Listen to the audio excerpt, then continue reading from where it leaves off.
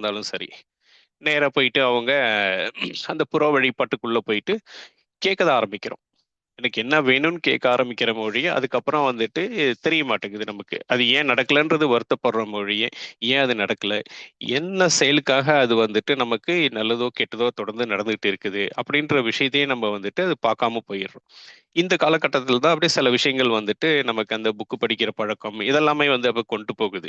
சரி அப்பதான் வந்துட்டு பார்த்தோம்னா, ஒரு சித்தர்கள்ன்றது பார்த்தோம்னா, யாராவது ஒருத்தர் இருக்காரா? இல்ல நெறைய பேர் இருக்காங்களா? அப்படின்னு பார்க்கும்போது நெறைய விஷயங்கள் கிடைக்குது.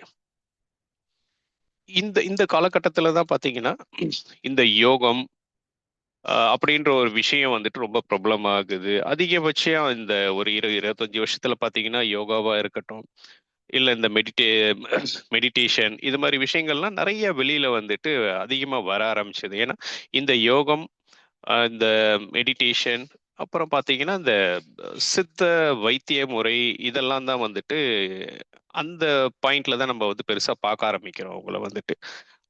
ஆனா, அவங்க வந்துட்டு அதையும் தாண்டி நெறைய விஷயங்கள் சொல்லியிருக்கிறாங்க. அப்படின்றதே நம்ம வந்துட்டு எடுத்துக்கல. ஒருவேள நம்ப வந்துட்டு நமக்கு என்ன தேவையோ அத மட்டும் எடுத்துக்கிட்டோமா? இல்ல நம்ப வந்துட்டு அவங்கள ஃபுல்லா ஏன் ஒதுக்குன மாரி ஆயிடுச்சா? அப்படின்ற மாரி தான் யோசிக்கிறோம். ஏன்னா, அவங்க சொன்ன கருத்துக்கள் எல்லாமே பார்த்தீங்கன்னா, ஒரு சுத்தமான ஒரு மேற்பார்வையா பார்க்கும்போது, இப்ப பேசுற அந்த நாத்திகம் அப்படின்ற விஷயத்த வந்துட்டு அவங்க ரொம்ப தெளிவா அடிச்சு பேசியிருக்கிறாங்க. அதுவே வந்துட்டு இறைவனை வந்துட்டு ஒருவன் அப்படின்ற ஒரு விஷயத்தை இந்த சமூகம் வந்து ஏத்துக்காது. ஏன்னா, அதுக்கு முன்னாடியே வந்துட்டு ஏத்துந்திருக்கலாம். ஏன்னா, இடைப்பட்ட காலத்துல பல மதங்கள் தோன்றி, பல அந்த டெய்லி அந்த ரொட்டீனா போயிட்டு அந்த ஒரு விஷயத்துக்குள்ள சிக்கிர்றோம். அது பார்த்தீங்கன்னா, ஒரு இடத்துல ஓஷோ வந்துட்டு இத அழகா வந்து கிளாசிஃபை பண்ணியிருப்பாரு பார்த்தீங்கன்னா, "மதமும், அபீனும் ஒண்ணு தான்" அப்படிம்பாரு. ஏன்னா 2மே போத தரும். ஆனா கொண்டு போயிட்டு ஒரு முட்டு சந்தில தான் நிப்பாட்டும். அதுக்கப்புறம் எதுவுமே வந்துட்டு நமக்கு சொல்லிக் குடுக்காது, தெரியாது. அப்படின்றது சொல்லுவாரு. ஒருவேள இவங்க இந்த சித்தர்கள் எல்லாமே அந்த ஸ்ட்ரெய்ட் ஃபார்வர்டா எல்லா விஷயத்தையும் சொன்னதால, இந்த சமூகம் வந்துட்டு அவங்கள வேற மாதிரி கிளாசிஃபை பண்ணி வச்சுடுச்சோ, இல்ல நம்ம வந்துட்டு அவங்க சொன்ன நல்ல விஷயங்கள் எல்லாம் ஏத்துக்காம போயிட்டு ஒதுக்கி வச்சுட்டோமோ, அப்படின்ற ஒரு பார்வையும் வந்துட்டு இருக்குது. சரி, இவங்க அப்ப சித்தர்கள் என்பவங்க யாரு? அப்படின்னு நம்ம பார்க்கும்போது தான் பார்த்தீங்கன்னா, அதில நெறைய செய்திகள் நமக்கு தெரிய வருது. பார்த்தீங்கன்னா, சித்து என்பதே வந்துட்டு தமிழ்ல ஒரு நிறைப்பொருள் அப்படின்றாங்க. எல்லா விஷயத்தையும் உணர்ந்து, ஏதோ அடுத்தவங்க சொன்னாங்க, இன்னொருத்தவங்க சொன்னாங்க, அத கேட்டு, "ஓ!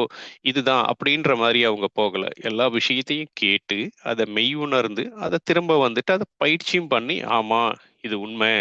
இத இப்படியும் பண்ணலாம். இத வந்துட்டு வேற முறையிலயும் பண்ணலாம்." அப்படின்றத வந்து ப்ராப்பரா டாக்குமெண்ட்டும் பண்றாங்க. அதிலேயே வந்துட்டு கிளாசிஃபை பண்றாங்க பார்த்தீங்கன்னா வந்துட்டு, அ நாணம் ந யோகம், நாணம் இதெல்லாமே வந்துட்டு சிறந்தவர்கள்னு சொல்றது இல்லாம,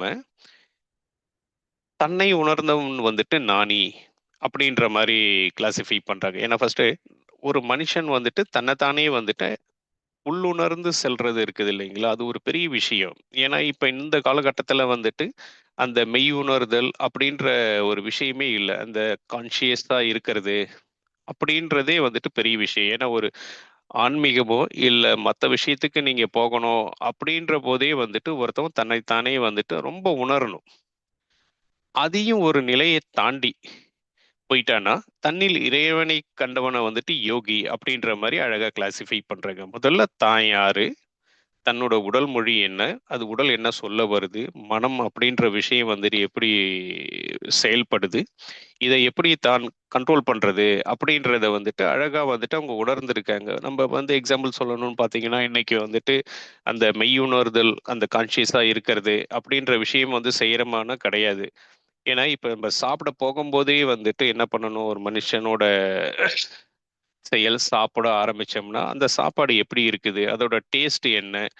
அப்படின்றதே வந்து நம்ம யோசிச்சு சாப்பிடுறோமான்னா கிடையாது. ஏதோ சாப்பாடு போடுறோம், டிவி பார்க்குறோம், ஃபோன நோண்டுறோம். பார்த்தீங்கன்னா, வயித்த தான் நிரப்புறோமே ஒழிய, நம்ம வந்துட்டு அந்த கான்ஷியஸா எடுத்துக்கிறது இல்ல. அததான் வந்துட்டு அவங்க அத ஃபர்ஸ்ட்டு அந்த ஸ்டேஜ வந்து தாண்டி வராங்க வந்துட்டு. தன்னை உணர்தல். தன்னை சுத்தி என்ன நடக்குது, எப்பவுமே ஒரு கான்ஷியஸ் ஸ்டேட்ல இருக்கிறது, ஒரே ஒரு விஷயத்த மட்டும் ஃபோக்கஸ் பண்றது. ஒரு விஷயத்த ஃபோக்கஸ் பண்ணும்போது தான் வந்துட்டு அவனுக்கு அந்த தப்பு செய்ய தோணாது. தான் யாருன்றது தெரியும். தன் உடல் மொழி என்ன சொல்ல வருது அப்படின்ற ஒரு விஷயத்த வந்துட்டு தெரியிறாங்க. இது தெரிஞ்சதுக்கு அப்புறம் அதையோட நின்னுறாங்களா அப்படின்னு பார்த்தீங்கன்னா கிடையாது.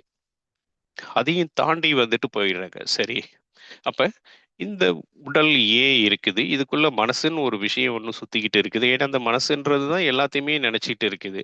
அப்ப அந்த மனசு மட்டும் தான் இருக்குதா? அப்படின்னு பார்த்தோம்னா, இல்ல. அதுக்குள்ள ஆத்மா இருக்குது. அப்படின்ற விஷயத்திலருந்து ஒண்ணு ஒண்ணா கொண்டு போயிட்டு, அதுல வந்துட்டு தன்னிலே இறைவனை பார்க்குறாங்க. தான் தான் இறைவன்.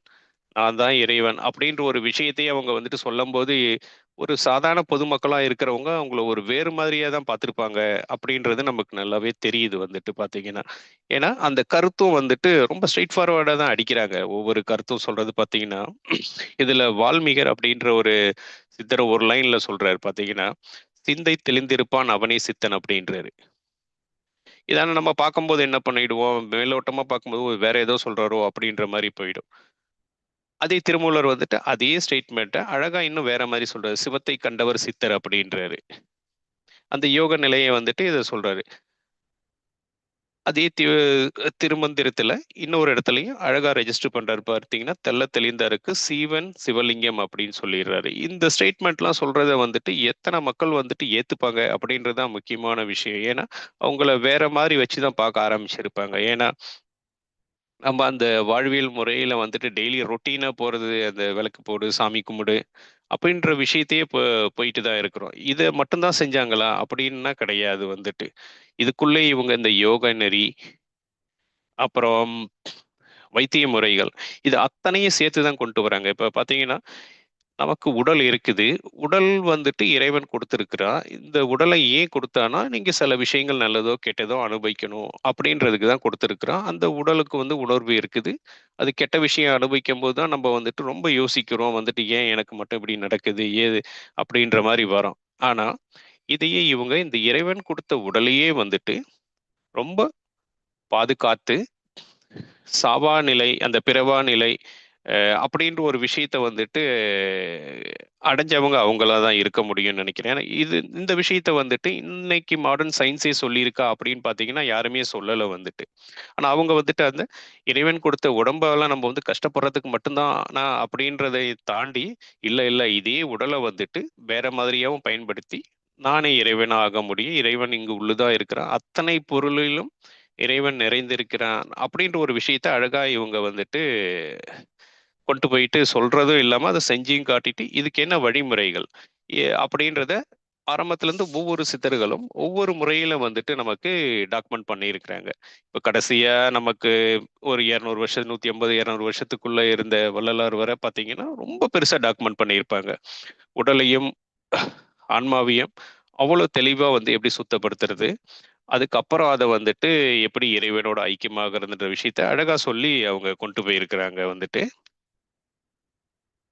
இவங்க பார்த்தீங்கன்னா, உடம்பையும் வேற, இல்ல ஆன்மா வேற அப்படின்ற மாரியே இவங்க பார்க்கல. இது 2மே ஒண்ணு. இந்த உடல் அப்படின்ற ஒரு விஷயம் இருக்கும்போது தான், இத நல்லா வந்துட்டு பேணி காத்து, அந்த உடல் சுத்தி அடையும்போது தான் வந்துட்டு, அதுக்குள்ள உயிர் தங்கும்.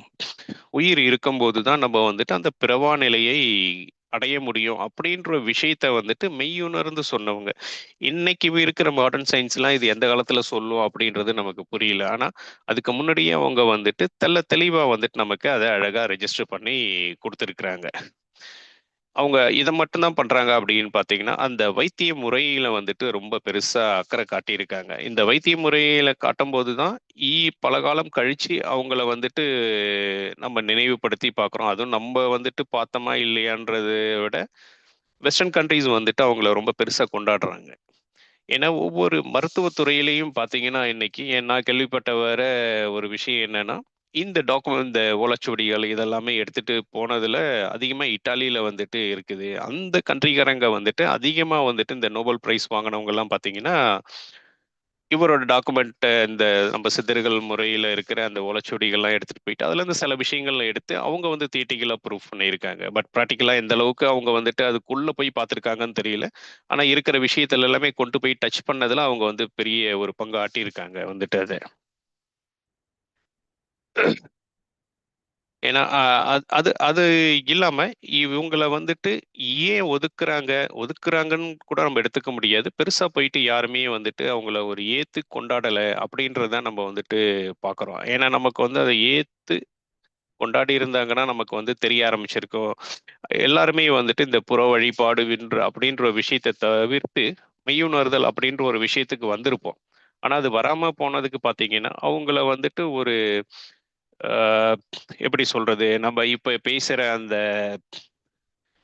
இறை சிந்தனைக்கு முரண்பாடான விஷயங்கள், பகுத்தறிவு, அந்த கம்யூனிச சிந்தனைன்னு சொல்றது, இது அத்தனையுமே வந்துட்டு அவங்க அத ரொம்ப மூர்க்கமா டச் பண்ணதால கூட இவங்க ஒதுக்கியிருக்கலாம். ஏன்னா, அவங்களோட மொழி நடைகள் எல்லாமே பார்த்தீங்கன்னா, எதுக்குள்ளயும் கட்டுப்படாம இருந்திருக்கு. அவங்கள பொறுத்தவரைக்கும் ஒரு சாமானிய மனிதனுக்கு வந்துட்டு, அவனுக்கு எப்படி புரியணும்?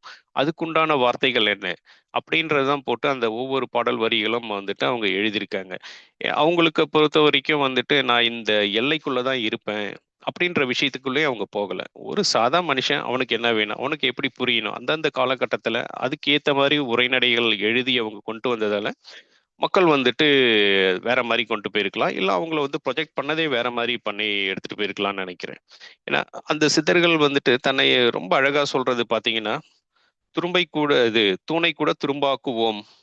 கடலை குடிப்போம். மண்டலங்களை கையால் மறைப்போம்." ஏன்னா, இந்த லெவல்லாம் அவங்க எப்படி போறாங்க? நம்ம அப்படியே வந்துட்டு ஒரு ஸ்டேட்மெண்ட்டா கேட்கும்போது பார்த்தீங்கன்னா, ஏதோ பேசிக்கிட்டு போறாங்களோ! அப்படின்ற மாரி நமக்கு தோணும். ஆனா அது வந்துட்டு அந்த நிலையில உட்கார்ந்து உணரும்போது தான் தெரியும். இப்ப இருக்கிற அந்த மாடர்ன் பிசிக்ஸ், கெமிஸ்ட் இந்த மேக்ரோ லெவல்ல அவங்க போயிட்டு எல்லாமே பண்ணியிருக்கிறாங்க. அப்படின்றத வந்துட்டு நம்ம இப்ப தான் நம்ம உணர்றோம் ஒவ்வொரு விஷயமா. ஏன்னா இன்னைக்கு வந்துட்டு நம்ம தியரிட்டிக்கலா சில விஷயங்கள் படிக்கும்போது தான் தெரியுது. ஒவ்வொரு ஆட்டம் இருக்குது. அதுக்குள்ள எப்படி மத்த எலிமெண்ட் வந்து சுத்தி வருது. அப்படின்ற விஷயத்த அன்னைக்கே சொல்லியிருக்கிறாங்க. இன்னைக்கு கிடையாது. ஆனா பல 100, 1000 ஆண்டுகளுக்கு முன்னாடியே போயிருக்காங்கன்னா, உணர்ந்து சொல்லியிருக்காங்க. ஒருவேளை அன்னைக்கு இருந்த மக்களுக்கு வந்துட்டு, இது எல்லாமே புரியாம கூட இருந்திருக்கலாம். இது என்னது புதுசா ஆட்டம்னு ஒண்ணு சொல்றாங்க. இவங்கள பொறுத்தவரைக்கும் இந்த தங்க தங்கம் வந்து இரும்ப தங்கமா மாத்துறதோ, இல்ல மத்த விஷயங்கள் எல்லாமே வந்துட்டு, அது ஏதோ ஒரு மந்திர, மாய வித்தை அப்படின்ற மாரி அந்த அந்த ரேஞ்சிலேயே வச்சுட்டு போயிருப்பாங்க. ஆனா இன்னைக்கு வந்துட்டு இருக்கிற மேக்ரோ லெவல்ல இருக்கிற அந்த கெமிஸ்ட் இவங்களெல்லாம் வந்து பார்க்கும்போது தான் தெரியுது. ஓகே. அப்ப அப்பவே அவங்க வந்துட்டு இந்த எலமெண்ட்ட பத்தி அழகா படிச்சிருக்காங்க. ஒவ்வொரு எலமெண்ட்டும் எப்படி இருக்கணும்? அதோட ஸ்ட்ரக்சர் எப்படி இருக்கணும்? இத வந்துட்டு தெளிவா தெரிஞ்சு வச்சிருக்கிறாங்க. அப்படின்ற லெவல்ல தான் வந்துட்டு அவங்க பார்க்க வேண்டியதா இருக்குது. இப்ப சிதறுகள்லயே பார்த்தீங்கன்னா, எல்லாருமே வந்துட்டு ஒரே மாதிரியா அப்படின்னு பார்த்தோம்னா கிடையாது.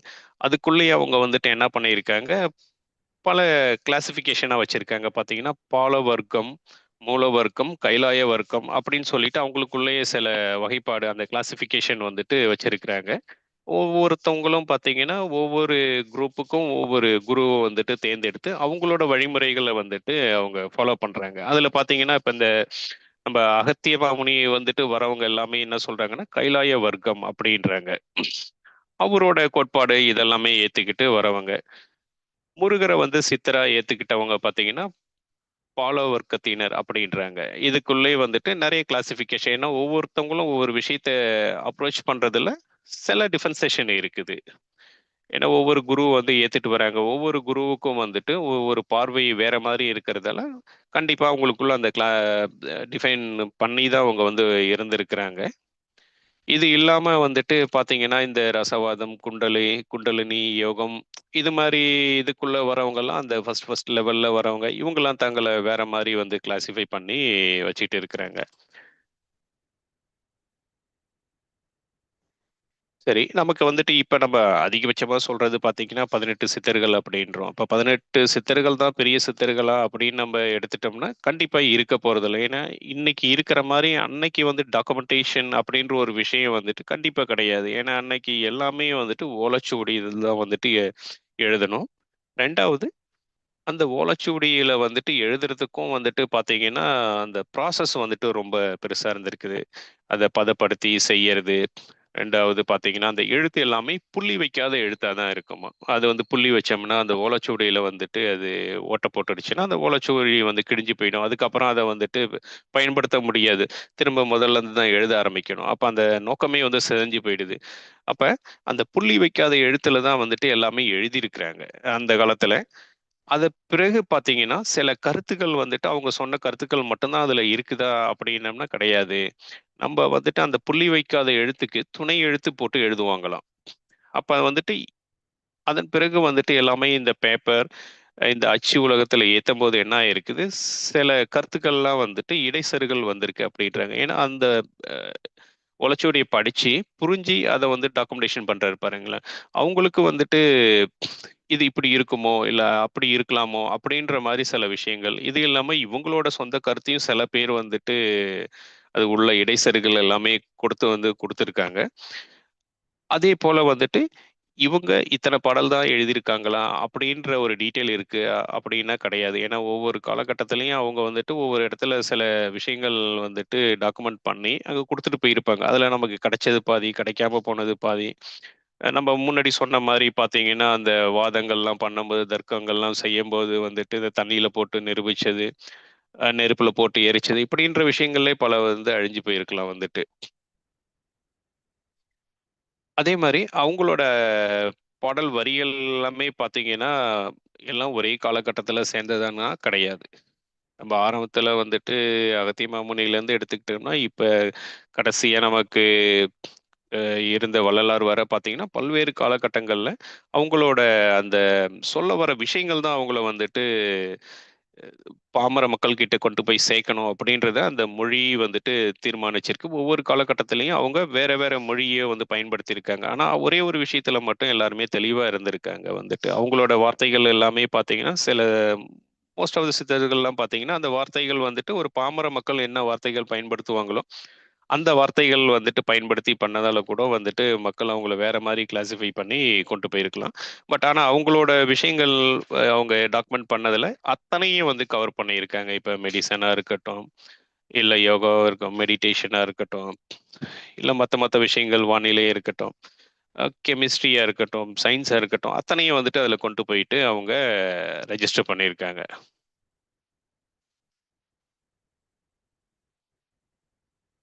அதே மாரி சித்தர்கள் பாடல்லாம் பார்த்தோம்னா, நம்ப யாரையாவது ஒரு புகழ்ந்து பாடியிருக்காங்களா அப்படின்னு பார்த்தோம்னா, என்னைக்குமே இருக்காது. ஒரு குறிப்பிட்ட காலத்துல அவங்க இருக்கும்போதெல்லாம் ஒரு குறிப்பிட்ட அரசர்கள், ஒரு ப இல்ல ஒரு செல்வந்தரோ யாராவது இருந்திருப்பாங்க. கண்டிப்பா அவங்களலாம் ஒரு பெருசாவே அவங்க எந்த ஒரு இடத்துலயுமே கொண்டு போயிட்டு ரெஜிஸ்டர் பண்ணல அவங்க வந்துட்டு.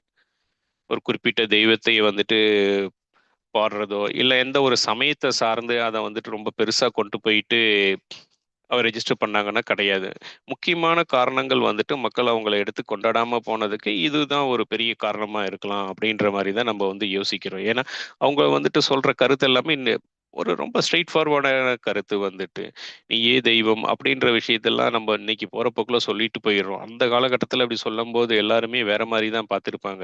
அதனால அவங்களலாம் வந்துட்டு பார்த்தீங்கன்னா, இவங்க ஏதோ புதுசா ஏதோ சமூகத்துக்கு சொல்ல வராங்க. இது சமூகத்திற்கு ஏற்புடையதா இல்ல. அப்படின்ற மாரி கூட அவங்கள வந்துட்டு வெகுஜன மக்கள் கிட்ட கொண்டு போய் சேர்க்காம வந்துட்டு பண்ணியிருக்கலாம். இல்ல ஒரு நாத்திகர் மாரி வந்துட்டு அவங்கள வந்து காட்ட முயற்சி இருந்திருக்கலாம்.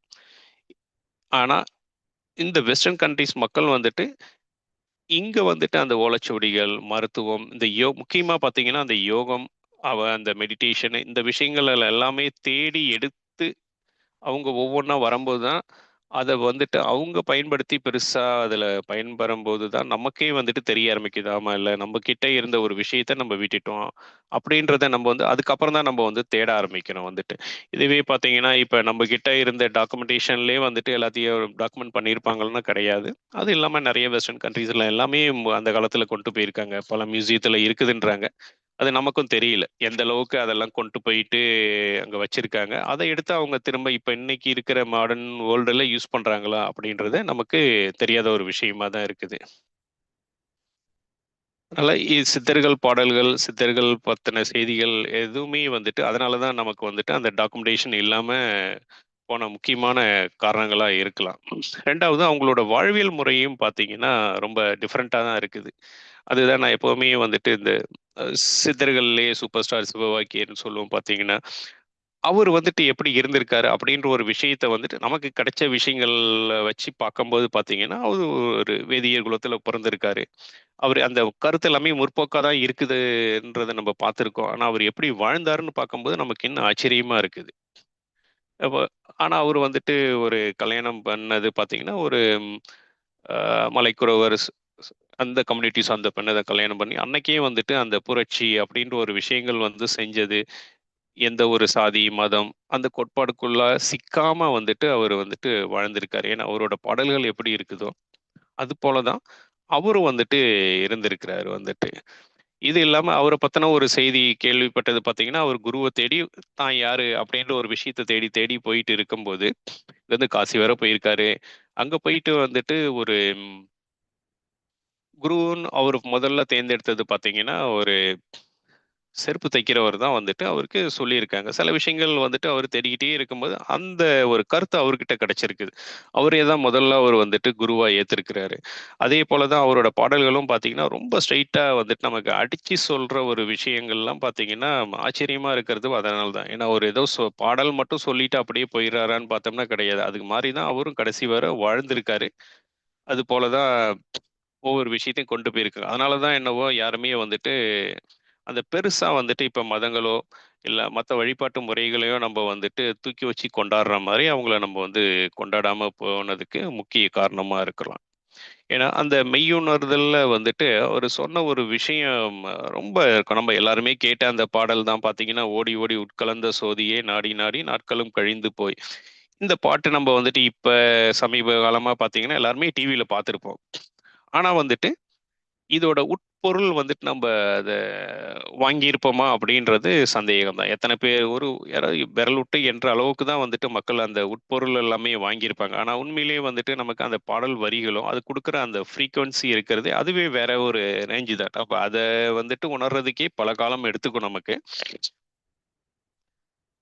அத தாண்டி உட்கருத்த வாங்குறது வந்துட்டு கொஞ்சம் கஷ்டம் தான். பட் இருந்தாலும் இன்னைக்கு அந்த பாடல் வரிகள் வந்துட்டு இருக்கிற இதுக்கும் நம்ப அத எப்படி உணர்ந்து எடுத்துக்கிறோம் அப்படின்றத, நம்ம உடம்புல இருக்கிற அந்த குண்டலினி சக்திய வந்துட்டு அழகா வந்துட்டு சொல்லியிருப்பாரு. அது என்ன, ஏதுன்னு தெரியாமயே வந்துட்டு மனுஷன் கடைசி வர செத்து போயிடுறான்.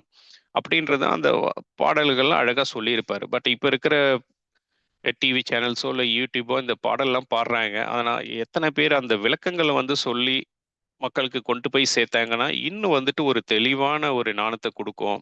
ஆனா அத வந்துட்டு செஞ்சாங்கன்னா நல்லா இருக்கும்ன்றது தான் இது.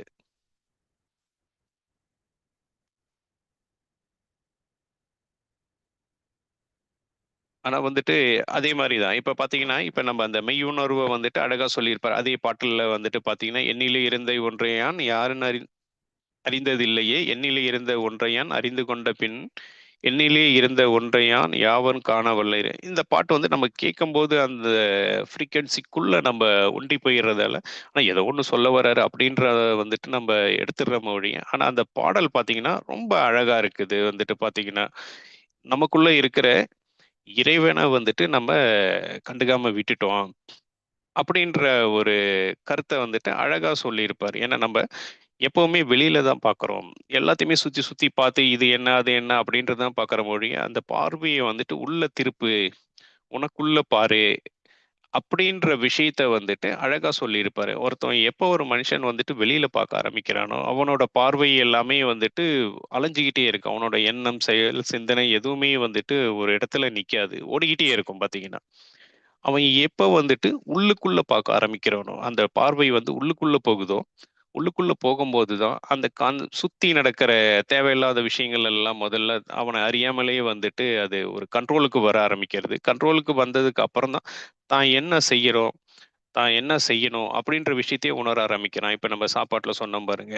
நம்ம முதல்ல சாப்பிடுற சாப்பாட்டையே வந்துட்டு நம்ம டேஸ்ட் பண்ணி சாப்பிடுறோமான்னா கிடையாது.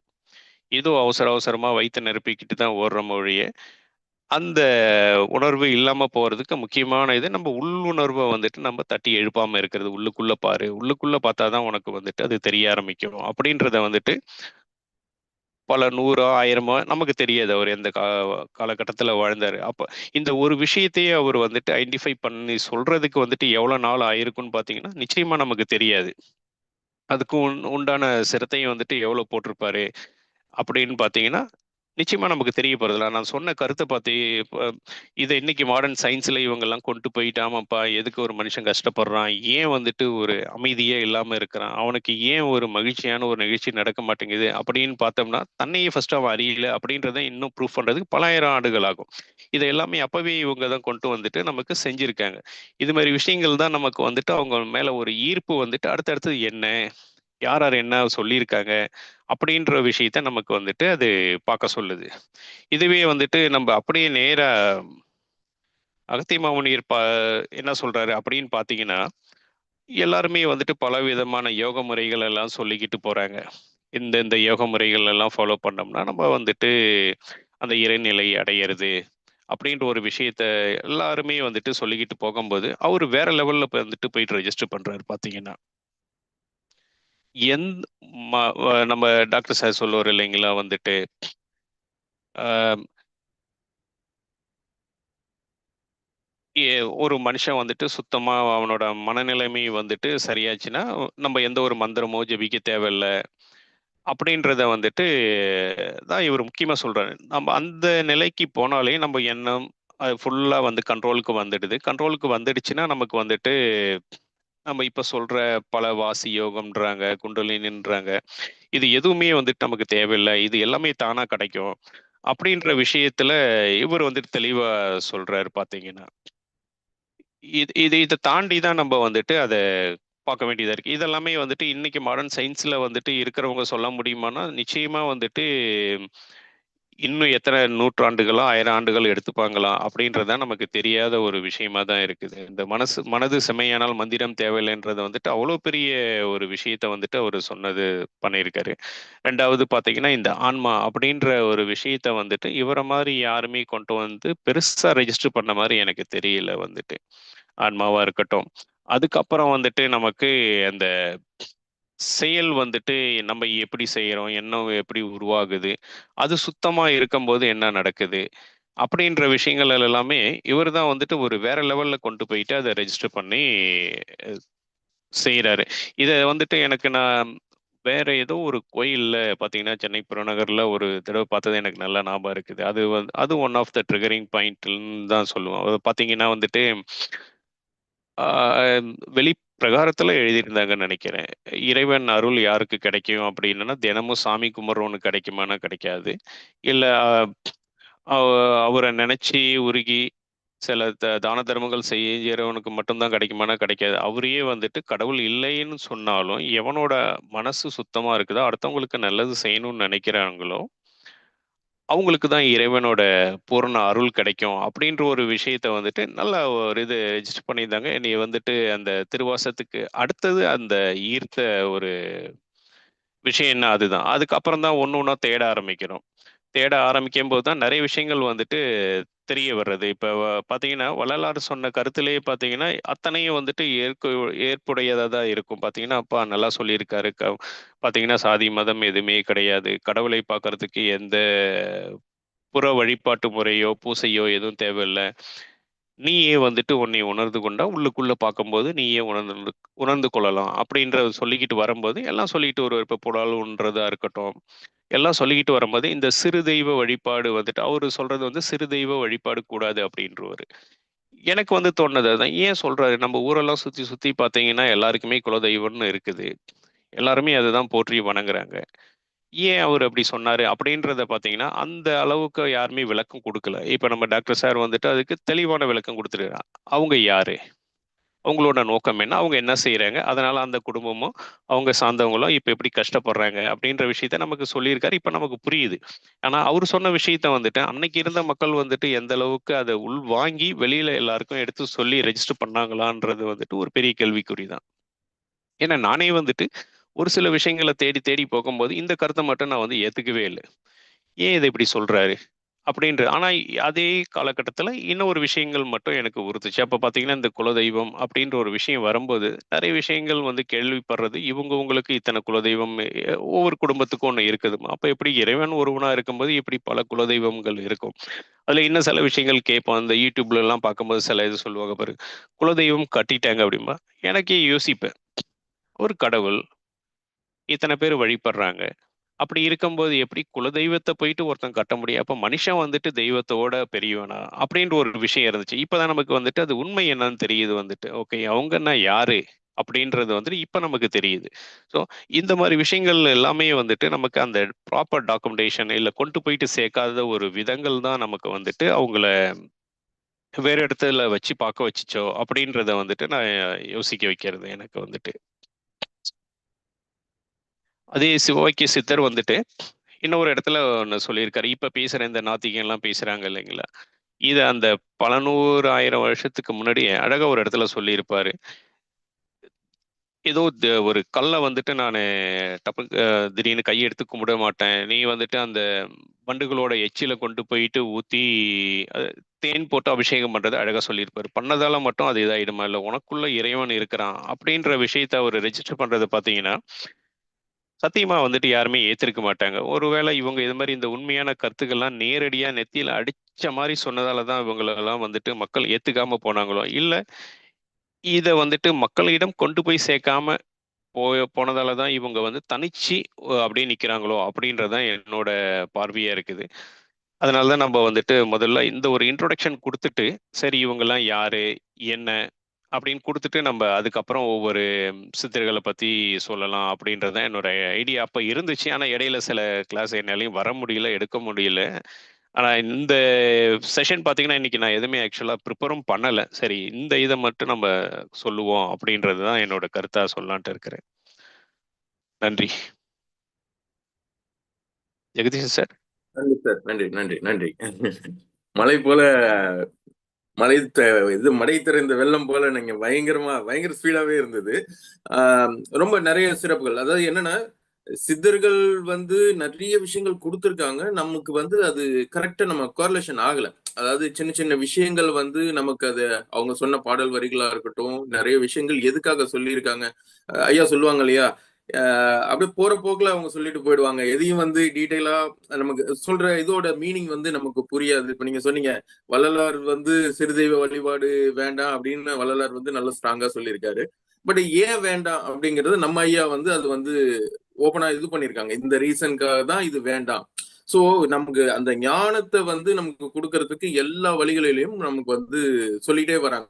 ஒவ்வொரு விஷயத்திலையும் இதுதான், அதாவது இதுவரை சொல்லப்படாத விஷயங்கள், அறக்குறையாக புரிந்து கொள்ளப்பட்ட விஷயங்கள், நம்ம வந்து இதுதான் அப்படின்னு சின்ன சின்ன விஷயத்துல எதுலெல்லாம் நம்ம வந்து அறியாமையில இருக்கோமோ அந்த விஷயங்கள் இது எல்லாத்தையுமே வந்து ஓபன் அப் பண்றாங்க. இது எல்லாமே வந்து இதுதான் இறை ரகசியம் அப்படிங்கிற ஒரு விஷயமா நம்ம பார்க்கணும். ஏன்னா இறை ரகசியம்ங்கிறது எல்லாருமே ஒவ்வொரு காலகட்டத்துல சொல்லியிருப்பாங்க. ஆனா அது வந்து யாரும் வந்து இதுதான் இதுக்கான காரணம் தான் அப்படிங்கறது யாருமே வந்து எங்கேயுமே ஓபன் அப் பண்ணிருக்க மாட்டாங்க. அந்த விஷயங்கள் இப்ப நம்ம சித்தர்கள் மூலியமா எல்லா விஷயங்களையும் உள்ளத ஐயா வந்து அதுல செலக்ட் பண்றாங்க. எல்லா விஷயத்தையும் நம்ம வந்து ஓவரா வந்து நம்ம மண்டையில வந்து திணிக்கவோ இல்ல வந்து இது எல்லாத்தையும் நீங்க வந்து ஃபாலோ பண்ணணும் அப்படிலாம் கொடுக்கவே இல்லை. எப்படி பண்றாங்கன்னா, நிறைய மார்க்கம் இருக்கு. நமக்கு ஏற்கனவே நம்ம சொல்லியிருக்கோம். இறைவனை அடைவதற்கும் நம்ம வந்து மகிழ்ச்சியா வாழ்றதுக்கும் நிறைய வழிகள் இருக்கு. அதுல ஐயா ஞான வழியை தேர்ந்தெடுக்கிறாங்க. இப்ப பக்தி பக்தி மார்க்கம் இருக்கு, யோக மார்க்கம் இருக்கு, இதெல்லாம் இருக்கு, நிறைய இருக்கு. இதுல இருந்து செலக்ட் பண்ணி எடுக்கிறாங்க. இதுல எது இந்த விஷயம் நல்லா இருக்கு. சோ இந்த விஷயத்த வந்து இது பண்ணிட்டு அதுக்கப்புறம் ஞான மார்க்கத்தை வந்து சூஸ் பண்றாங்க. ஞான மார்க்கத்துல எந்த விஷயங்கள சொன்னா இவங்க ஈஸியா புரிஞ்சுப்பாங்க, எந்த விஷயத்த சொல்லணும், எதை வந்து ஃபாலோ பண்ணணும், அந்த விஷயத்த மட்டும் இவங்க ஃபாலோ பண்ணா போதும், மத்த விஷயங்கள்லாம் விட்டுறலாம் அப்படிங்கிறதுனாலதான் ஒவ்வொரு விஷயமா எதெல்லாம் அவாய்ட் பண்ணணும் ஃபர்ஸ்ட் அந்த லிஸ்ட் ஒண்ணு பண்ணிருக்காங்க. அதுக்கப்புறம் இத எப்படி நம்ம வந்து நம்ம செய்யற தவறுகள்ல இருந்து, ஏன்னா முற்பிறவியோட கர்மா தான் நம்மளுடைய வாழ்க்கையை நிர்ணயிக்குது அப்படிங்கிறது கிளாரிட்டியா தெரிஞ்சிடுது. அந்த கர்மாவை நம்ம நீக்கணும். அதே மாதிரி புதிய கர்மாவையும் சேர்த்துக்காம இருக்கணும். இதை எப்படி கொண்டு போறதுங்கிறதுக்காக தான் இந்த வந்து 18 இறைக்கட்டளைகளை வந்து சிதறல் மூலமா அவங்க வந்து கொண்டு வராங்க. அதே மாதிரி கொண்டு வரும்போது அந்த 18 இறைக்கட்டளைகளிலும் நீங்க எல்லாமே செஞ்சா நீங்க அதை ஃபாலோ பண்ணாலே போதும். வேற எதுவுமே செய்ய வேணாம். நீங்க உங்களுடைய கர்ம வினைகள் ஆட்டோமேட்டிக்கா குறையும். உங்களுடைய பிறவி பலனை வந்து நீங்க கண்டிப்பா அடைஞ்சிருப்பீங்க. இதுல எந்த மாற்றமுமே இல்லை. அதுக்காக தான் அவங்க என்ன சொல்றாங்க, நீங்க கொஞ்சம் கொஞ்சமா ஃபாலோ பண்ணுங்க எல்லாமே. அதாவது நீங்க எல்கேஜில இருந்து வரீங்க அப்படின்னு ஐயா திரும்ப திரும்ப சொல்றதுக்கான ரீசன், நம்ம எல்லா விஷயத்தையும் கத்துக்கிட்டாலும் அது வந்து இம்ப்ளிமெண்ட் பண்ண முடியல. இப்போ ஒரு 10 விஷயம் நமக்கு சொல்லி 18 விஷயங்கள் சொல்லியிருக்காங்க அப்படின்னா எல்லா விஷயத்தையும் நம்ம செய்யறோம்னா கண்டிப்பா இல்லை. ஏன்னா அது நம்மளுடைய பழக்கத்துல இல்லை. ஏன்னா நம்ம சின்ன வயசுல இருந்து ஒரு 40 வருஷம் 50 வருஷமா நம்ம வந்து பெற்றோர்கள் வந்து நமக்கு என்ன சொல்லி கொடுத்தாங்களோ அதுதான் பண்றோம். என்ன சொல்லியிருக்காங்க? ஏய் இப்ப உனக்கு நல்லது வேணும்னா நீ போய் சாமி கும்பிடு, காலையில விளக்கேத்து. இதுதான் அதிகபட்சம் நம்மளுடைய ஆன்மீக பலன், ஆன்மீகத்துக்கான விஷயம் அப்படின்னு நம்ம நினைச்சாலே இந்த 2 விஷயத்தை தவிர நம்ம வேற எதுவுமே செய்யல. அதிகபட்சம் நம்ம என்ன பண்ணுவோம்? கோயிலுக்கு போவோம், இல்லைன்னா விளக்கேற்போம். இந்த 2 தவிர, இல்லைன்னா குலதெய்வத்தை போய் கும்பிடு. குலதெய்வத்தை கும்பிட்டீங்கன்னா எல்லா விஷயமும் நடந்தது. இந்த 3 விஷயத்தை தவிர வேற எதுவுமே நம்ம ஆன்மீகமாவோ இல்ல வேற எந்த விஷயமாவோ நம்ம வந்து பண்ணவே இல்லை. ஆனா இங்க வந்ததுக்கு அப்புறம் ஐயா சொன்னதுக்கு அப்புறம் தான் நமக்கு வந்து தெரியுது. சோ குலதெய்வம்னா என்ன, ஏன் அது வந்து வழிபாடு வேண்டாம்னு சொல்றாங்க அப்படிங்கிறதுக்கான விஷயம் புரியுது. அதே மாதிரி கோயில்களோட தன்மை, கோயில்ல வந்து எல்லாத்துலயும் வந்து இறைசக்தி இருக்குதா, இப்போ வந்து அது எந்த அளவுல இப்போ உள்ள நிலைமையில இருக்கு. ஏன்னா பழைய காலத்துல வந்து அவங்களுக்கு வேற வழி இல்லை. சோ அது அது ஒண்டிதான். அதாவது அதுதான் ஐயா சொல்றாங்க. அது வந்து எல்கேஜிக்கான மேட்ரு. நீங்க வந்து அடுத்த நிலைக்கு வந்துட்டீங்க. நீங்க வந்து பாஸ் பண்ணி வந்துட்டீங்க. அதை பத்தி கோயில்களோட தன்மை பத்தியும் தெரிஞ்சிருச்சு, குலதெய்வத்தை பத்தியும் தெரிஞ்சு. ஏன் திரும்பவும் அதே போய் ரிவர்ஸ்ல போறீங்க? ரிவர்ஸ்ல போகாதீங்க. உங்க கையிலே இறைவன் இருக்காரு. நீங்க ஃபர்ஸ்ட் இறைவன்கிறது உணர்றதுக்கு நிறைய வழிகள் இருக்கு. அதை ஃபாலோ பண்ணுங்க. திரும்பவும் நீங்க வந்து அதே பழைய விஷயத்த திரும்ப பின்னாடி போனீங்கன்னா நீங்க வந்து அடுத்தடுத்த பிறவிகளை வந்து கடக்கவே முடியாது. திரும்ப திரும்ப அதே லூப்ல தான் சுத்திட்டு இருக்கணும் அப்படிங்கறத ஐயா சொல்றாங்க. அதுக்காக தான் நம்ம வந்து இந்த கர்மால வந்து எதுலலாம் வந்து நமக்கு கர்மா வந்து நமக்குள்ள பாதிக்குது, எந்த விஷயங்கள் எல்லாம் நம்ம செய்யாம தவிர்க்கணும். முதல்ல வந்து இப்ப நம்ம பேங்க் பேலன்ஸ் சேர்த்திருக்கோம் அப்படிங்கும்போது அது ஒரு முக்கியமான ஒரு விஷயம். நம்ம வந்து எவ்வளவு கர்மா வந்து குட் கர்மாவை சேர்க்கிறோமோ, குட் கர்மா சேர்க்க சேர்க்க உங்களுடைய வாழ்க்கை, உங்களுடைய இது வந்து ரொம்ப சிறப்பா அமையும். அதுல எந்த மாற்றமும் இல்லை. அதே சமயத்துல தீய கர்மாவை வராமையும் வந்து நம்ம கொண்டு போகணும். சோ அது எப்படி வராம கொண்டு போலாம், அதுக்கான வழிமுறைகளையும் நம்ம செய்யணும். ஏன்னா ஒரு பேங்க்ல உள்ளது நீங்க வந்து பழைய லோன் இருக்கு, அந்த லோனை கட்டுறதுக்கு தான் நம்ம வந்து இந்த பிறவியே வந்திருக்கு. பழைய கடன்கள் நிறைய இருக்கு, அந்த கடன்களை நம்ம அடைக்கணும். அடைக்கிறதுக்கு என்னென்ன விஷயங்கள்லாம் செய்யணுங்கிறது தான் இந்த பிறவியில நம்ம வந்து ஒரு அனுபவ பாடமாகவும் கற்றுத்தர வேண்டியதை கத்துக்கிறதுக்காகவும் தான் இந்த பிறவியே வந்திருக்கும். சோ இந்த பிறவியில வந்து புதுசா மறுபடியும் ஒரு புது லோன் வாங்கக்கூடாது. அது வராம, ஏன்னா இது வரைக்கும் நம்ம வாங்கியிருப்போம். இந்த கிளாஸ் கர்மாட்டல் சிகிச்சை வந்ததுக்கு அப்புறம், ஒரு புரிதல் வந்ததுக்கு அப்புறம் புது லோன் வாங்காம நம்ம எப்படி வந்து பழைய கடனை அடைக்கிறது, அதுல இருந்து வெளியில போறது, இந்த விஷயத்த நம்ம வந்து கத்துக்கணும். அதுக்கு இந்த இறைக்கட்டளைகள் நம்ம முக்கியமா பாக்குறோம். இறைக்கட்டளைக்கு அடுத்தது இந்த பற்றற்ற நிலை வந்து நான் ஏற்கனவே சொல்லியிருந்தேன். அதாவது எதுவுமே வந்து, அதாவது பற்றற்ற நிலைன்னா எல்லாத்தையும் விட்டுட்டு சார் ஒரு போகணுங்கிறது கருத்து, அர்த்தமே சாரி கிடையாது. இன்டரப்ட் பண்றது ஒரு கருத்து. இப்ப நான் அந்த குலதெய்வத்தை நீங்க டச் பண்ணதால நான் சொல்றேன். இப்ப பாத்தீங்கன்னா இதுக்கு முன்னாடி இருந்த சித்தர்கள்ல வந்துட்டு யாருமே வந்துட்டு இறைவன் ஒருவனே அப்படின்ற ஒரு விஷயத்தை டாக்குமெண்ட் பண்றாங்களே ஒழிய, அதுக்கு அடுத்தது பாத்தீங்கன்னா இறைவன் உன்னுள்ள இருக்கிறான் அப்படின்ற ஒரு லெவலுக்கு வராங்க. எனக்கு தெரிஞ்சு பாத்தீங்கன்னா வள்ளலார் தான் வந்துட்டு சிறு தெய்வ வழிபாடு அப்படின்ற ஒரு விஷயத்த வந்துட்டு ரெஜிஸ்டர் பண்றாரு. அதுக்கப்புறம் அந்த ஒரு பெரிய கேப் வந்துடுது. அதுக்கு உண்டான விளக்கத்த பார்த்தீங்கன்னா, நம்ம டாக்டர் சார் தான் வந்துட்டு தெளிவா சொல்லி எனக்கு குடுத்த மாரி இருக்குது. அதுக்கு இடையிலயா இருக்கட்டும், இல்ல அதுக்கு முன்னாடியே வந்துட்டு யாருமே வந்துட்டு அந்த ஒரு விளக்கத்தையும் யாருமே குடுத்த மாரி தெரியல. டாக்டர் சார் சொல்ற மாரி அந்த ஒவ்வொரு காலகட்டத்திலயும் ஒவ்வொரு விஷயத்த வந்து ஃபைன் டியூன் பண்ணி குடுத்துக்கிட்டே இருக்கிறாங்க. ஒவ்வொருத்தவங்கள மூலியமா சொல்ல வைக்கிறாங்க அப்படின்ற விஷயம் பார்த்தீங்கன்னா, ரொம்ப ஃபைன் டியூன் பண்ணி அத தெளிவா அடிச்சது நம்ம டாக்டர் சார் தான் நெனைக்கிறேன். நான் அந்த விஷயத்த வந்துட்டு வேற யாருமே சொல்லல. இடைப்பட்ட காலத்துல பார்த்தீங்கன்னா, இப்போ ஒரு 10, 15 வருஷமா நீங்க எந்த ஒரு யூடியூப் சேனல்ல பார்த்தீங்கனாலும், குலதெய்வத்த எப்படி வர வைக்கிறதும்மா வீட்டுக்கு. அது கட்டிட்டாங்கம்மா, கட்டாம இருக்குதும்மா, அத கண்டுபிடிக்கிறதுக்கு ஒரு வழி இருக்கும்மா. ஆளாளுக்கு ஒண்ணு சொல்லிக்கிட்டு இருந்தானுங்க. ஆனா இத வந்துட்டு தெளிவா வந்துட்டு அந்த ஒரு புள்ளி ஆரம்பிச்சு வச்சது பார்த்தீங்கன்னா, வள்ளலார் ஆரம்பிச்சு வச்சாரு. சிறு தெய்வ வழிபாடு கூடாது அப்படின்னாரு. ஆனா அத யாருமே எடுத்து பேசல. 2வது வந்துட்டு பார்த்தீங்கன்னா, அதுக்கு உண்டான விளக்கங்கள வந்துட்டு யாருமே குடுக்க தெரியல. ஆனா அவரு தெரியாம அந்த ஒரு விஷயத்த எடுத்து ரெஜிஸ்டர் பண்ணல. நல்லா தெளிஞ்சு தான் ஒருவேள அந்த காலகட்டத்துக்கு இது மட்டும் போதும். அப்படின்றதுக்காக அவர் வந்து அந்த இடத்துல வந்துட்டு கொண்டு வந்து ரெஜிஸ்டர் பண்ணிட்டாரு. ஏன்னா ஒரு விஷயத்த ஃபர்ஸ்ட் நம்ம ரெஜிஸ்டர் பண்ணணும். ரெஜிஸ்டர் பண்ணதுக்கு அப்புறம் தான் நம்ம டிபேட்டுக்கே போக முடியும். அது வேணுமா? வேணாமா? ஏன் வந்துட்டு வேணும்? ஏன் வேணாம்? அப்படின்ற ஒரு விஷயத்த. ஆனா இப்ப அத வந்துட்டு ரொம்ப அழகா கிளியரா ஃபைன் டியூன் பண்ணி சொன்னது பார்த்தீங்கன்னா, டாக்டர் சார் வந்துட்டு அத ரொம்ப தெளிவா சொல்லிட்டாரு. ஏன் வந்துட்டு அவங்க யாரு? அவங்க என்ன நிலைமையில இருக்கிறாங்க? ஏன் பண்ணக்கூடாது? அதனால என்ன கெடுதல் வருது? அப்படின்ற ஒரு விஷயத்த ரொம்ப தெளிவா ரெஜிஸ்டர் பண்ணிட்டாரு. ஏன்னா இந்த பாயிண்ட்ட வந்துட்டு நீங்க எடுத்ததுக்கு அப்புறம் தான் எனக்கே ஞாபகம் வந்துச்சு. ஏன்னா இத வந்து யாருமே சொல்லல. இதுதான் ஃபர்ஸ்ட் டைம் நம்ம வந்து டாக்டர் சார் தான் அத ரெஜிஸ்டர் பண்ணியிருக்காரு அப்படின்றத ரெஜிஸ்டர் பண்ணலான்றத இது பண்ணேன். Thank you sir. கன்டின்யூ பண்ணுங்க. ஐயா வணக்கங்க ஐயா. என்னன்னு கேட்டிங்கன்னா, வள்ளலார் எல்லாத்தையும் சொல்லிட்டார். அதாவது எல்லாத்தையும் கிராஸ் பண்ணி சுத்த தேகம், பிரணவ தேகம், ஞான தேகம், ஒளி தேகம் இது எல்லாத்தையும் அடங்கிருது. இதை படித்து பேசணும்னா கிட்டத்தட்ட ஒரு 2 வருஷம் ஆகும். அவர் வந்து கொல்லாவை மட்டும் சொல்லவில்லை. நீங்க எப்படி இருக்கீங்க? ஃபர்ஸ்ட்டு உடம்பு சுத்தம் பண்ணிக்கங்க. அதுக்கு தான் காயப்பக்க மூலிகை 26 மூலிகை குடுத்தார்.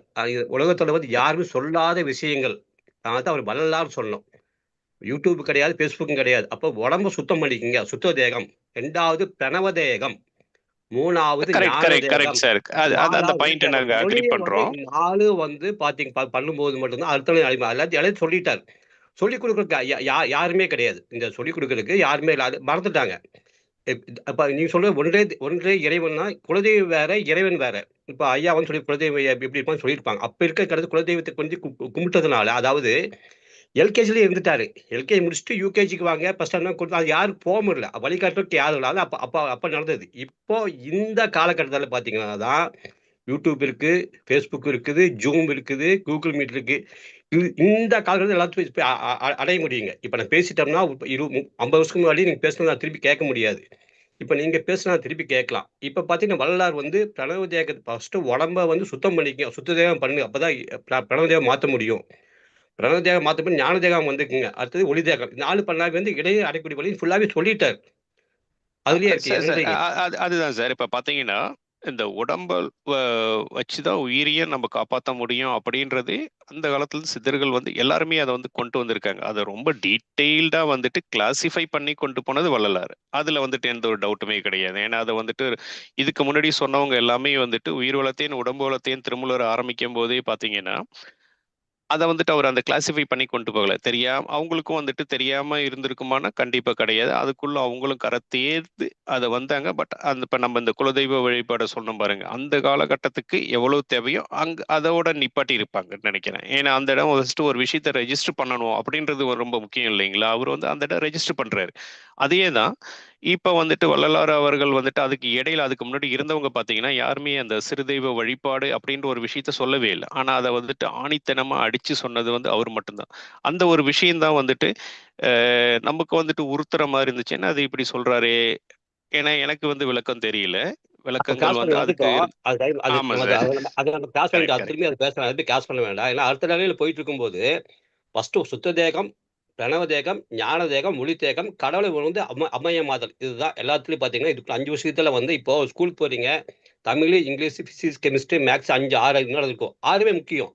தமிழ் தான் வேணும், மேத்ஸ் தேவையில்ல, பிசிக்ஸ் வேணும் தேவையில்லன்னு இல்லைங்க. எல்லாமே நடந்துட்டே இருக்கும்.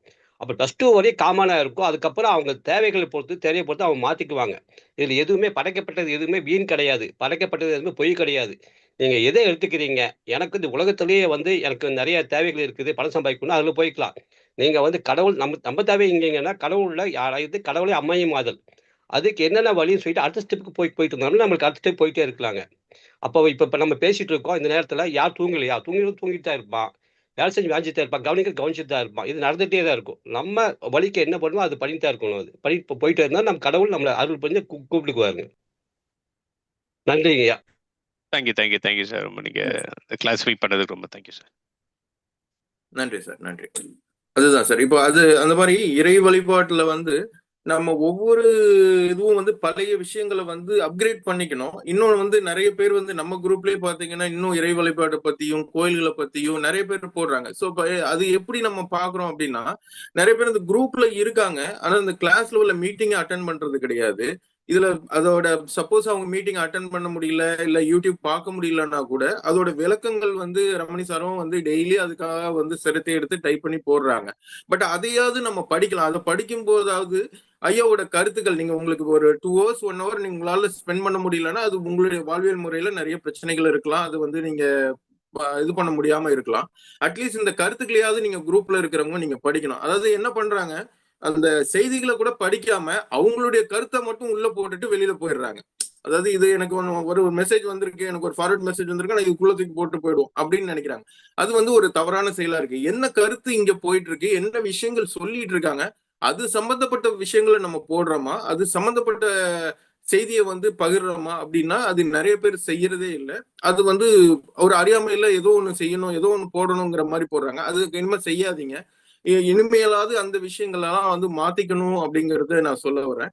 அதே மாதிரி இன்னும் சில விஷயங்கள் இருக்கு. அதாவது இந்த குரூப்ல வந்து ஐயா வந்து சொன்னாங்க, நேத்து கூட ரொம்ப ஆதங்கப்பட்டது என்னன்னா, நம்ம இவ்வளவு பேருக்கு நிறைய விஷயங்கள் வந்து மாற்றங்கள் செய்யணும், நிறைய விஷயங்கள் செய்யணும்னு நம்ம வந்து செய்யும் போதும் அதை வந்து சில பேர் அது புரிஞ்சுக்கிறது இல்ல. புரிஞ்சுக்காம என்ன பண்றாங்கன்னா, இப்ப வர்றது இல்ல, கிளாஸ்க்கு நிறைய பேர் வரல.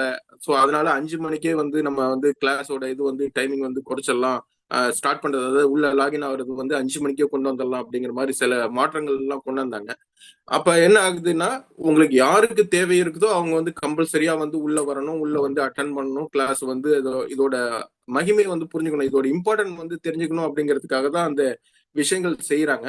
பட் அதை வந்து நம்ம வந்து இது ஏன்னா நீங்க உங்க உங்க கர்மாவை குறைக்கணும், நம்மளுக்கான நோய்கள், நம்மளுடைய விஷயங்கள் எல்லாமே வந்து இதுல இருந்து வெளியில வரணும்னா சில சாக்ரிஃபைஸ், சில விஷயங்கள் நம்ம செஞ்சுதான் ஆகணும். சில விஷயங்கள் வந்து எதையுமே வந்து நம்ம இழக்காம எதையுமே ஒண்ணு பெற முடியாது. அதுதான் வந்து இயற்கையோட நீதி. வந்து எதையாவது ஒண்ணு நீங்க இழந்தாதான், நீங்க தூக்கத்தை இழந்தாதான் ஒரு விஷயத்த பெற முடியும். ஒரு சாக்ரிஃபை இருந்தாதான் இது கிடைக்கும் அப்படின்னா அந்த விஷயத்த நீங்க செஞ்சுதான் ஆகணும். அதே மாதிரி சில பேர் குரூப்ல ஜாயின் பண்ணும்போது, நான் திரும்பவும் சொல்றேன், மறுபடியும் அதை ரிமைண்ட் பண்றேன் உங்களுக்கு. நீங்க யாரையாவது குரூப்ல சேர்த்து விடுறீங்க அப்படின்னா அவங்களுக்கு ஒரு சின்ன ஒரு புரிதலையாவது கொடுத்துட்டு அதுல சேர்த்து விடுங்க. ஏன்னா புதுசா அவங்க வந்து ஜாயின் பண்ணிருக்காங்கன்னா அவங்களுக்கு வந்து இந்த குரூப்போட நோக்கம் என்ன, எதுக்காக ஐயா சில கருத்துக்கள் சொல்றாங்க, இல்ல கெஸ்டா வர்றவங்க சில விஷயங்கள் சொல்றாங்க, அதை பத்தி கொஞ்சம் புரிதல் அவங்களுக்கு இருக்கிற மாதிரி நீங்க ஒரு விளக்கம் கொடுத்துட்டு அவங்களை ஜாயின் பண்ண வைங்க. இல்லைன்னா அட்மின்ல முக்கியமா சீனியர் யாராவது இருக்காங்க, அந்த மாதிரி இது பத்தின விளக்கங்கள் நல்லா சரியா கொடுப்பாங்கன்னா அவங்க கிட்ட சொல்லுங்க, சார் இவங்க 2 பேரையும் நான் குரூப்ல சேர்த்திருக்கேன், இவங்களுக்கு நீங்க கொஞ்சம் விளக்கம் கொடுத்துருங்க, இவங்களுக்கு இதை பத்தி கொஞ்சம் விளக்கம் சொல்லுங்க அப்படின்னாலும் அவங்க அதை சரியா செய்வாங்க. நீங்க அந்த மாதிரி எதுவுமே இல்லாம குரூப்ல டக்குன்னு ஜாயின் பண்ணி விடுறீங்க, அவங்க யாருன்னே தெரிய மாட்டேங்குது, அவங்களுக்கு அந்த புரிதல் இல்லாம நிறைய பேர் வெளியில போறாங்க. சோ இதுல என்னன்னா, வந்தவங்களோட நோக்கமும் வந்து பயனில்லாம போகுது, நீங்க சேர்த்து விட்டதான பலனும் அது கிடைக்காம போகுது, அது செய்யாம இருக்கலாம். இப்ப அடுத்தது இந்த இறைக்கட்டளைகளை நம்ம வந்து கரெக்டா ஃபாலோ பண்ணணும் அப்படிங்கிறதுல நம்ம எல்லாமே சொல்றோம். அதே மாதிரி நிறைய பேருக்கு இன்னும் என்ன டவுட் வருதுன்னா, நம்ம அந்த கிறிஸ்டலோட பயன்பாடு என்ன, கேசிஎமோட பயன்பாடு என்ன, அப்புறம் தீபாவளி கிஃப்டோட பயன்பாடு என்ன, அப்புறம் அந்த எமர்ஜென்சி பில்ஸ், இதுக்கான வித்தியாசங்கள், இது என்னென்ன எது எதுக்கு கொடுத்துருக்காங்கிறது வந்து நிறைய பேருக்கு வந்து இன்னும் புரிதல் இல்லாமே இருக்கு. ஏன்னா நிறைய பேர் அது ஃபோன் பண்ணி கேட்கறாங்க, நிறைய விஷயங்கள் வந்து நம்ம ஷேர் பண்ணிட்டு தான் இருக்கோம். ஸோ அந்த விஷயங்களை இப்போ ஒரு வாட்டி ரீகால் பண்ணிடலாம்னு நினைக்கிறேன். ஐயா கொடுத்திருக்கிற அந்த தீபாவளி கிஃப்ட் வந்து நமக்கு பணம், கண்டிப்பா தீபாவளி கிஃப்ட்ங்கிறது வந்து நமக்கு பணவரவை ஏற்படுத்துறதுக்காக, பொருளாதாரத்துல நமக்கு ஏற்றம் தருங்கிறதுக்காக அது கொடுத்திருக்காங்க. அதுதான் வந்து நமக்கு தீபாவளி கிஃப்ட். இது வந்து விலை மதிக்க முடியாதது. ஏன்னா உங்களுக்கு எந்த கர்ம வினைகள் இருந்தாலும், உங்களுடைய பொருளாதாரத்தை தடை செய்வதற்கு எந்த விஷயம் இருந்தாலும் அதை வந்து சமன் பண்ணி உங்களுக்கு பொருளாதாரத்துல வருமானத்தை ஏற்படுத்துறதுக்காக கொடுத்ததுதான் தீபாவளி கிஃப்ட். ஏன்னா எப்படி வள்ளலார் அவர்கள் வந்து அவங்க காலகட்டத்துல எல்லாரும் ஒரு பசி பட்டினி அந்த மாதிரி உணவு இல்லாம தவிச்சிட்டு இருந்தாங்க. அதனால ஐயா என்ன பண்ணாங்க, இவங்க இறைநிலை அடையணும், திரும்ப இவங்க வந்து சாப்பாட்டுக்காகவே கஷ்டப்பட்டு இருந்தா இவங்க எப்ப சாப்பிட்டு எப்ப இவங்க கரை சேர்ந்து எப்ப இறைவனை அடைகிறது, அதுக்கு இப்ப வழியே இல்லையே அப்படிங்கிற ஒரு யோசனை யோசிச்சதுக்கு அப்புறம் தான் அவங்க ஒரு திட்டத்தை கொடுக்குறாங்க. அது என்ன திட்டம்னா, எல்லாருக்கும் உணவு கொடுக்கணும், எல்லாருக்கும் அன்னதானம். உனக்கு சாப்பாடு வந்துருச்சுன்னா நீ வந்து அடுத்த பிரச்சனையை வந்து இது பண்றத நீ வந்து மறந்துடுவேன். உனக்கு சாப்பாடே ஒரு பெரிய பிரச்சனையா இருந்தா நீ எப்படி வந்து இறைவனை பத்தி யோசிக்க முடியும், மற்ற விஷயங்களை வந்து யோசிக்க முடியும் அப்படிங்கிறதுனால அவங்க வந்து ஃபர்ஸ்ட் அன்னதானம் செய்யணுங்கிற ஒரு திட்டத்தை வந்து முதல்ல வந்து அமல்படுத்துறாங்க. அது பண்ணுனா எல்லாருமே வந்து உணவு கிடைச்சிருச்சு, உணவு கிடைச்சதுக்கு அப்புறம் உங்களுடைய சிந்தனை வந்து அதுக்கப்புறம் நீங்க யோசிக்க ஆரம்பிக்கலாம், அதுக்கப்புறம் நம்ம என்ன பண்ணலாம், என்ன விஷயங்கள் செய்யலாம் அப்படிங்கிறது ஒரு யோசனை இருக்கும். அப்ப ஐயாவோட கருத்துக்களை அவங்க கேட்டு அதை பலன் பெறலாம் அப்படிங்கிறதுனாலதான் அந்த அன்னதான திட்டத்தை வந்து வள்ளலார் அவர்கள் வந்து ஆயுதமா எடுத்தாங்க. அதே மாதிரி நம்ம ஐயா என்ன சொல்றாங்கன்னா, இங்க வர்றவங்க எல்லாருமே 90-95% 2 விஷயங்களை வந்து அதிகமா பேஸ் பண்ணி வராங்க. ஒண்ணு வந்து பொருளாதார தடை, இன்னொன்னு வந்து ஹெல்த். இந்த 2 விஷயம் தான் நம்மளுடைய குரூப்ல வந்து அதிகமா எல்லாருடைய மனநிலையிலும் அதிகமா இருக்கு, குடும்ப உறவுகளும் இருக்கு. சோ இந்த முதல் விஷயமா பாக்குறது வந்து பொருளாதார தடை. அதை வந்து நம்ம எப்படி நம்ம வந்து தவிர்க்கலாம், என்ன மாதிரி விஷயங்கள் செய்யலாம் அப்படிங்கிறதுக்கு தான் ஐயா கொடுத்த அந்த கேசிஎம்மோட தீபாவளி கிஃப்ட். தீபாவளி கிஃப்டை நீங்க பயன்படுத்தும் போது உங்களுக்கு 48 நாள் அந்த இது வர்ற மாதிரி அந்த பில்ஸ் கொடுத்துருக்காங்க. எவ்ரிடே வந்து நீங்க உஷத் பானம் குடிக்கணும். முதல்ல உஷத் பானம் என்னங்கிறது சொல்லிடுறேன். நீங்க அதுக்கு ஒரு ஆல்ரெடி வந்து அது ஒரு படியும் மாதிரி ஒரு இதுல இருக்கும். அது வந்து ஐயா கொடுத்துருக்காங்க, நிறைய பேருக்கு கிடைச்சிருக்கு, சில பேருக்கு அது கிடைக்கலனாலும் அது பிரச்சனை இல்லை. நீங்க எம்டி கிளாஸ்ல ஒரு 250 ml இல்ல 300 ml முத நாள் வந்து தண்ணியை அந்த கிளாஸ்ல ஊத்தி வச்சுட்டு ஒரு மூடி போட்டு மூடி வச்சிடணும். உங்களுக்கு ஏதாவது அதுல வந்து ஏதாவது பிரேயர் இருக்குன்னா அந்த பிரேயரை சொல்லி கூட மூடி வைக்கலாம். ஏன் இந்த பிரேயர் நீங்க சொல்லி வச்சு மூடி வைக்கணும் அப்படின்னா, அது வந்து உங்களுக்கு அந்த அது ஆற்றலா கிடைக்குங்கிறதுக்காக. பட் அது சொல்லியும் வைக்கலாம், நீங்க சொல்லாம கூட வைக்கலாம். நீங்க வந்து தண்ணி வந்து முத நாள் வந்து கிளாஸ்ல மூடி, உங்களுக்கு ஆல்ரெடி அந்த படிகம் அந்த மாதிரி கோலி மாதிரி அந்த மாதிரி ஏதாவது ஒரு படிகம்லையோ இதுலயோ வந்து உங்களுக்கு அது கொடுத்துருந்தாங்கன்னா அது உள்ள போட்டு மூடி வைக்கலாம். இல்ல ருத்ராட்சை அந்த மாதிரி இருந்தா கூட அதை நீங்க போட்டு வச்சு அந்த தண்ணியை வந்து இது பண்ணலாம். நைட்டு ஃபுல்லா அது மூடி வச்சுட்டு காலையில தூங்கி எந்திரிச்ச உடனே பிரஷ் பண்ணிட்டு உங்களுக்கு அந்த எண்ணெய் கொப்பளித்தல் அப்படின்னு சொல்லிட்டு நம்ம இது பண்ணுவோம் இல்லையா, எண்ணெய் கொப்பளிக்கிறதுக்கு உங்களுக்கு ஆல்ரெடி அந்த பழக்கம் இருந்தாலும் நீங்க செய்யலாம். இல்ல உங்களுக்கு அது பழக்கம் இல்லை, நீங்க டைரக்டா இது பண்ணணும்னாலும் இந்த உஷத் பானத்தை நீங்க ஃபர்ஸ்ட் எடுத்துக்கலாம். உஷத் பானத்தை எடுத்ததுக்கு அப்புறம் இந்த தீபாவளி கிஃப்ட் வந்து நீங்க வந்து ஒரு பில்ஸ் வந்து எடுத்து வாயில போட்டுட்டு அது முழுமையா அது போட்டு முழுங்கணும் அப்படிலாம் இல்லை, வாயில கரையிற வரைக்கும் நீங்க பொறுமையா இருந்து அது கரைஞ்சதுக்கு அப்புறம் நீங்க வந்து அதுக்கப்புறம் நீங்க மெடிடேஷன் பண்றதோ மற்ற விஷயங்களோ அது செய்யணும். இது வந்து தீபாவளி கிஃப்டோட முக்கியமான பலன்கள். ரெண்டாவது ஐயா கொடுத்துருக்கிறது வந்து நமக்கு எமர்ஜென்சி பில்ஸ்ன்னு ஒண்ணு கொடுத்துருக்காங்க. ஏன் அது எமர்ஜென்சி பில்ஸ் அப்படின்னு சொன்னாங்கன்னா, அது வந்து நமக்கு எமர்ஜென்சியா உபயோகப்படுத்தணும். அது வந்து உபயோகப்படுத்தாம நம்ம வீட்டுல வச்சுக்கிறதுக்கும் தான் அது இருக்கணும். அதாவது எந்த வந்த எதிர்மறை ஆற்றல், அதாவது எதிர்மறை ஆற்றல் நான் சொல்றது உங்களுக்கு ஏதோ ஒரு சின்ன விபத்தோ சின்ன காயமோ சின்னதா, அதாவது சின்ன லெவல்ல எதுவுமே வந்து பெரிய விஷயமே உங்களுக்கு நடக்காது, அப்படி நடக்கவும் வேண்டாம்.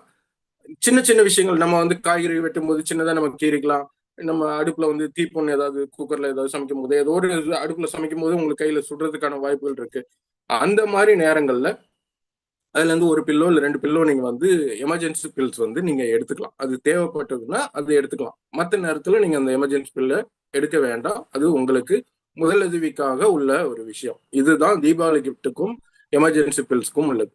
கேசிஎம்ங்கிறது என்னன்னா, நீங்க கன்சல்டேஷன் முடிச்சதுக்கு அப்புறம் ஐயா வந்து உங்களுக்கு கொடுப்பாங்க. அதாவது உங்களுடைய பிரச்சனைகளை நீங்க சொன்னதுக்கு அப்புறம் இதுதான் உங்களுடைய பிரச்சனை, உங்களுடைய குடும்ப உறவுகள பிரச்சனை, இல்ல வந்து ஹெல்த்ல பிரச்சனை, இல்ல பண வரவுல பிரச்சனை, இந்த மாதிரி நீங்க பிரச்சனைகளை சொன்னதுக்கு அப்புறம் உங்களுடைய பிரச்சனைகளுக்கு ஏற்றவாறு ஐயா வந்து கிளென்சிங், அதாவது உங்களுக்கு கர்ம கிளென்சிங் மெடிசன் அப்படின்னு சொல்லி அது வந்து உங்களுக்கு ரெடி பண்ணி கொடுப்பாங்க. அது வந்து உங்களுடைய நிலைக்கு தகுந்தவாறு, உங்களுடைய உடம்புக்கு உங்களுடைய பிரச்சனைகளுக்கு தகுந்தவாறு ஒவ்வொருத்தருக்கும் அதோட கேசியம் வந்து மாறும். ஒரே மாதிரி கேசியம் இருக்காது. இப்ப தீபாவளி கிஃப்ட்ங்கிறது எல்லாருக்கும் ஒரே மாதிரி இருக்கும்.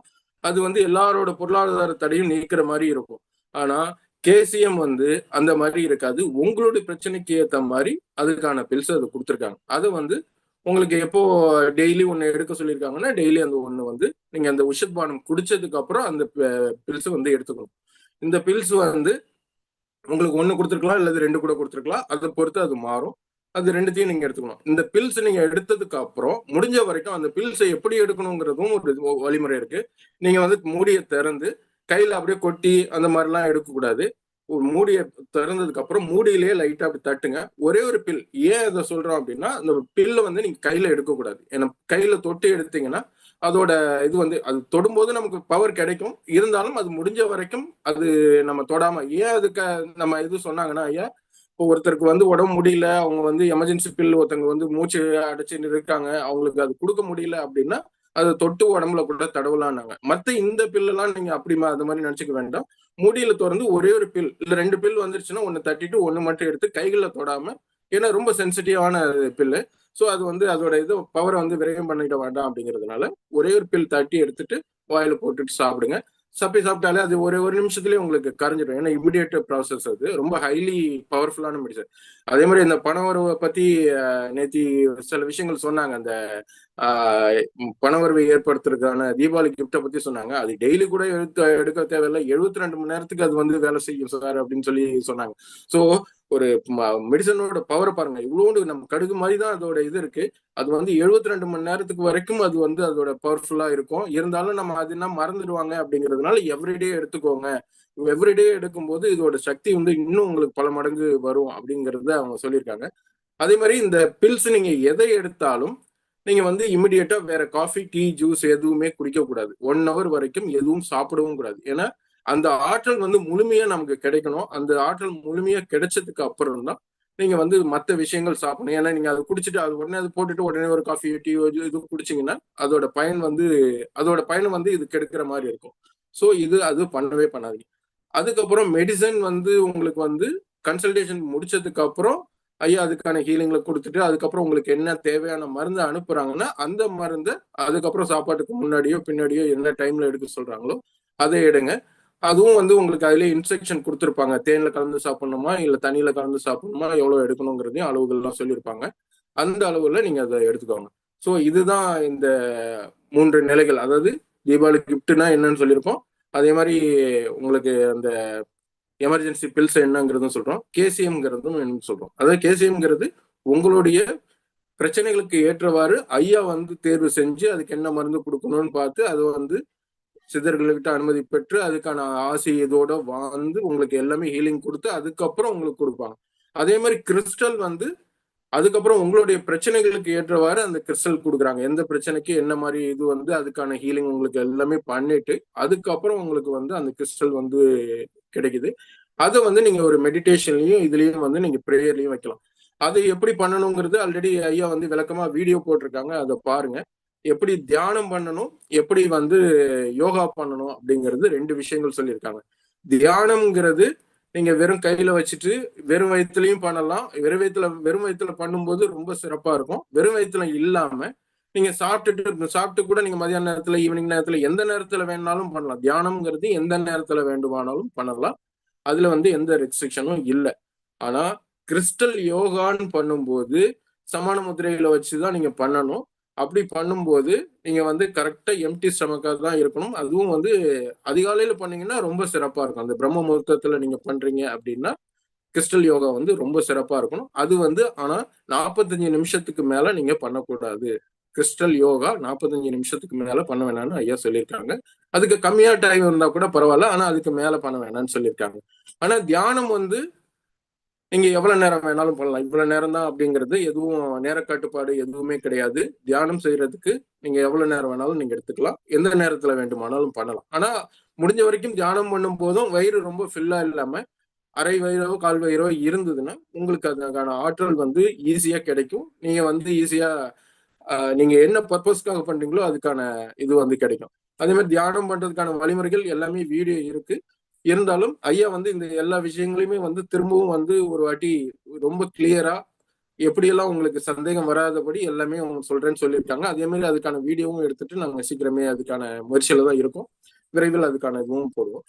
அதே மாதிரி ஒவ்வொரு நாள் நீங்க அந்த இது எல்லாமே வந்து ஒரே நேரத்துல நீங்க செஞ்சீங்கன்னா ரொம்ப சிறப்பு அப்படிங்கறது ஐயா சொல்லியிருக்காங்க. இப்ப நீங்க கிறிஸ்டல் யோகா பண்றீங்க, ஒரு 4:30 மணிக்கு பண்றீங்க இல்ல 4 மணிக்கு பண்றீங்க அப்படின்னா அதே நேரத்துல திரும்பவும் அதே நேரத்துல அந்த டைம் மாறாம ஒரே டைம் கண்டினியூட்டியா கன்சிஸ்டன்சியா அதே டைமை ஃபாலோ பண்ணீங்கன்னா ரொம்ப சிறப்பா இருக்கும் அப்படிங்கறத சொல்லியிருக்காங்க.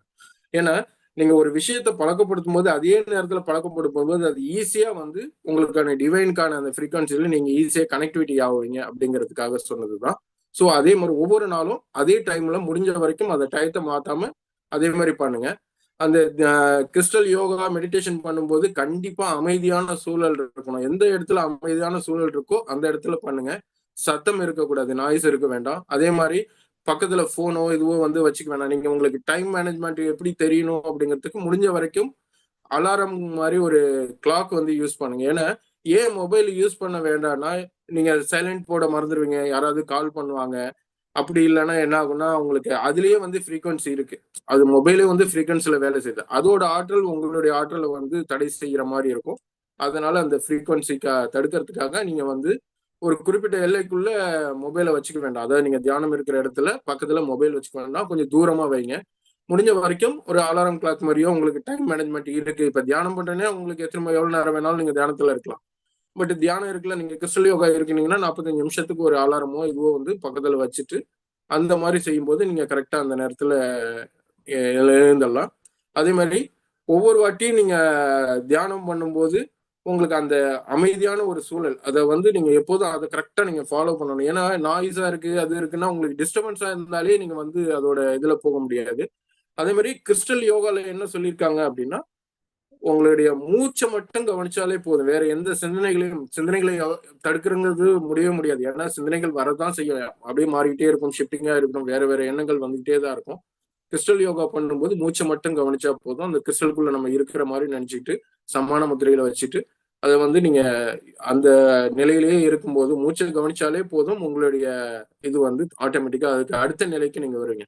அதுதான் வள்ளலார் வந்து சொல்லும் போதும் வந்து இது எல்லாமே திரை அப்படின்னு சொல்லியிருக்காங்க. ஒவ்வொரு திரையா நம்ம விலகணும்.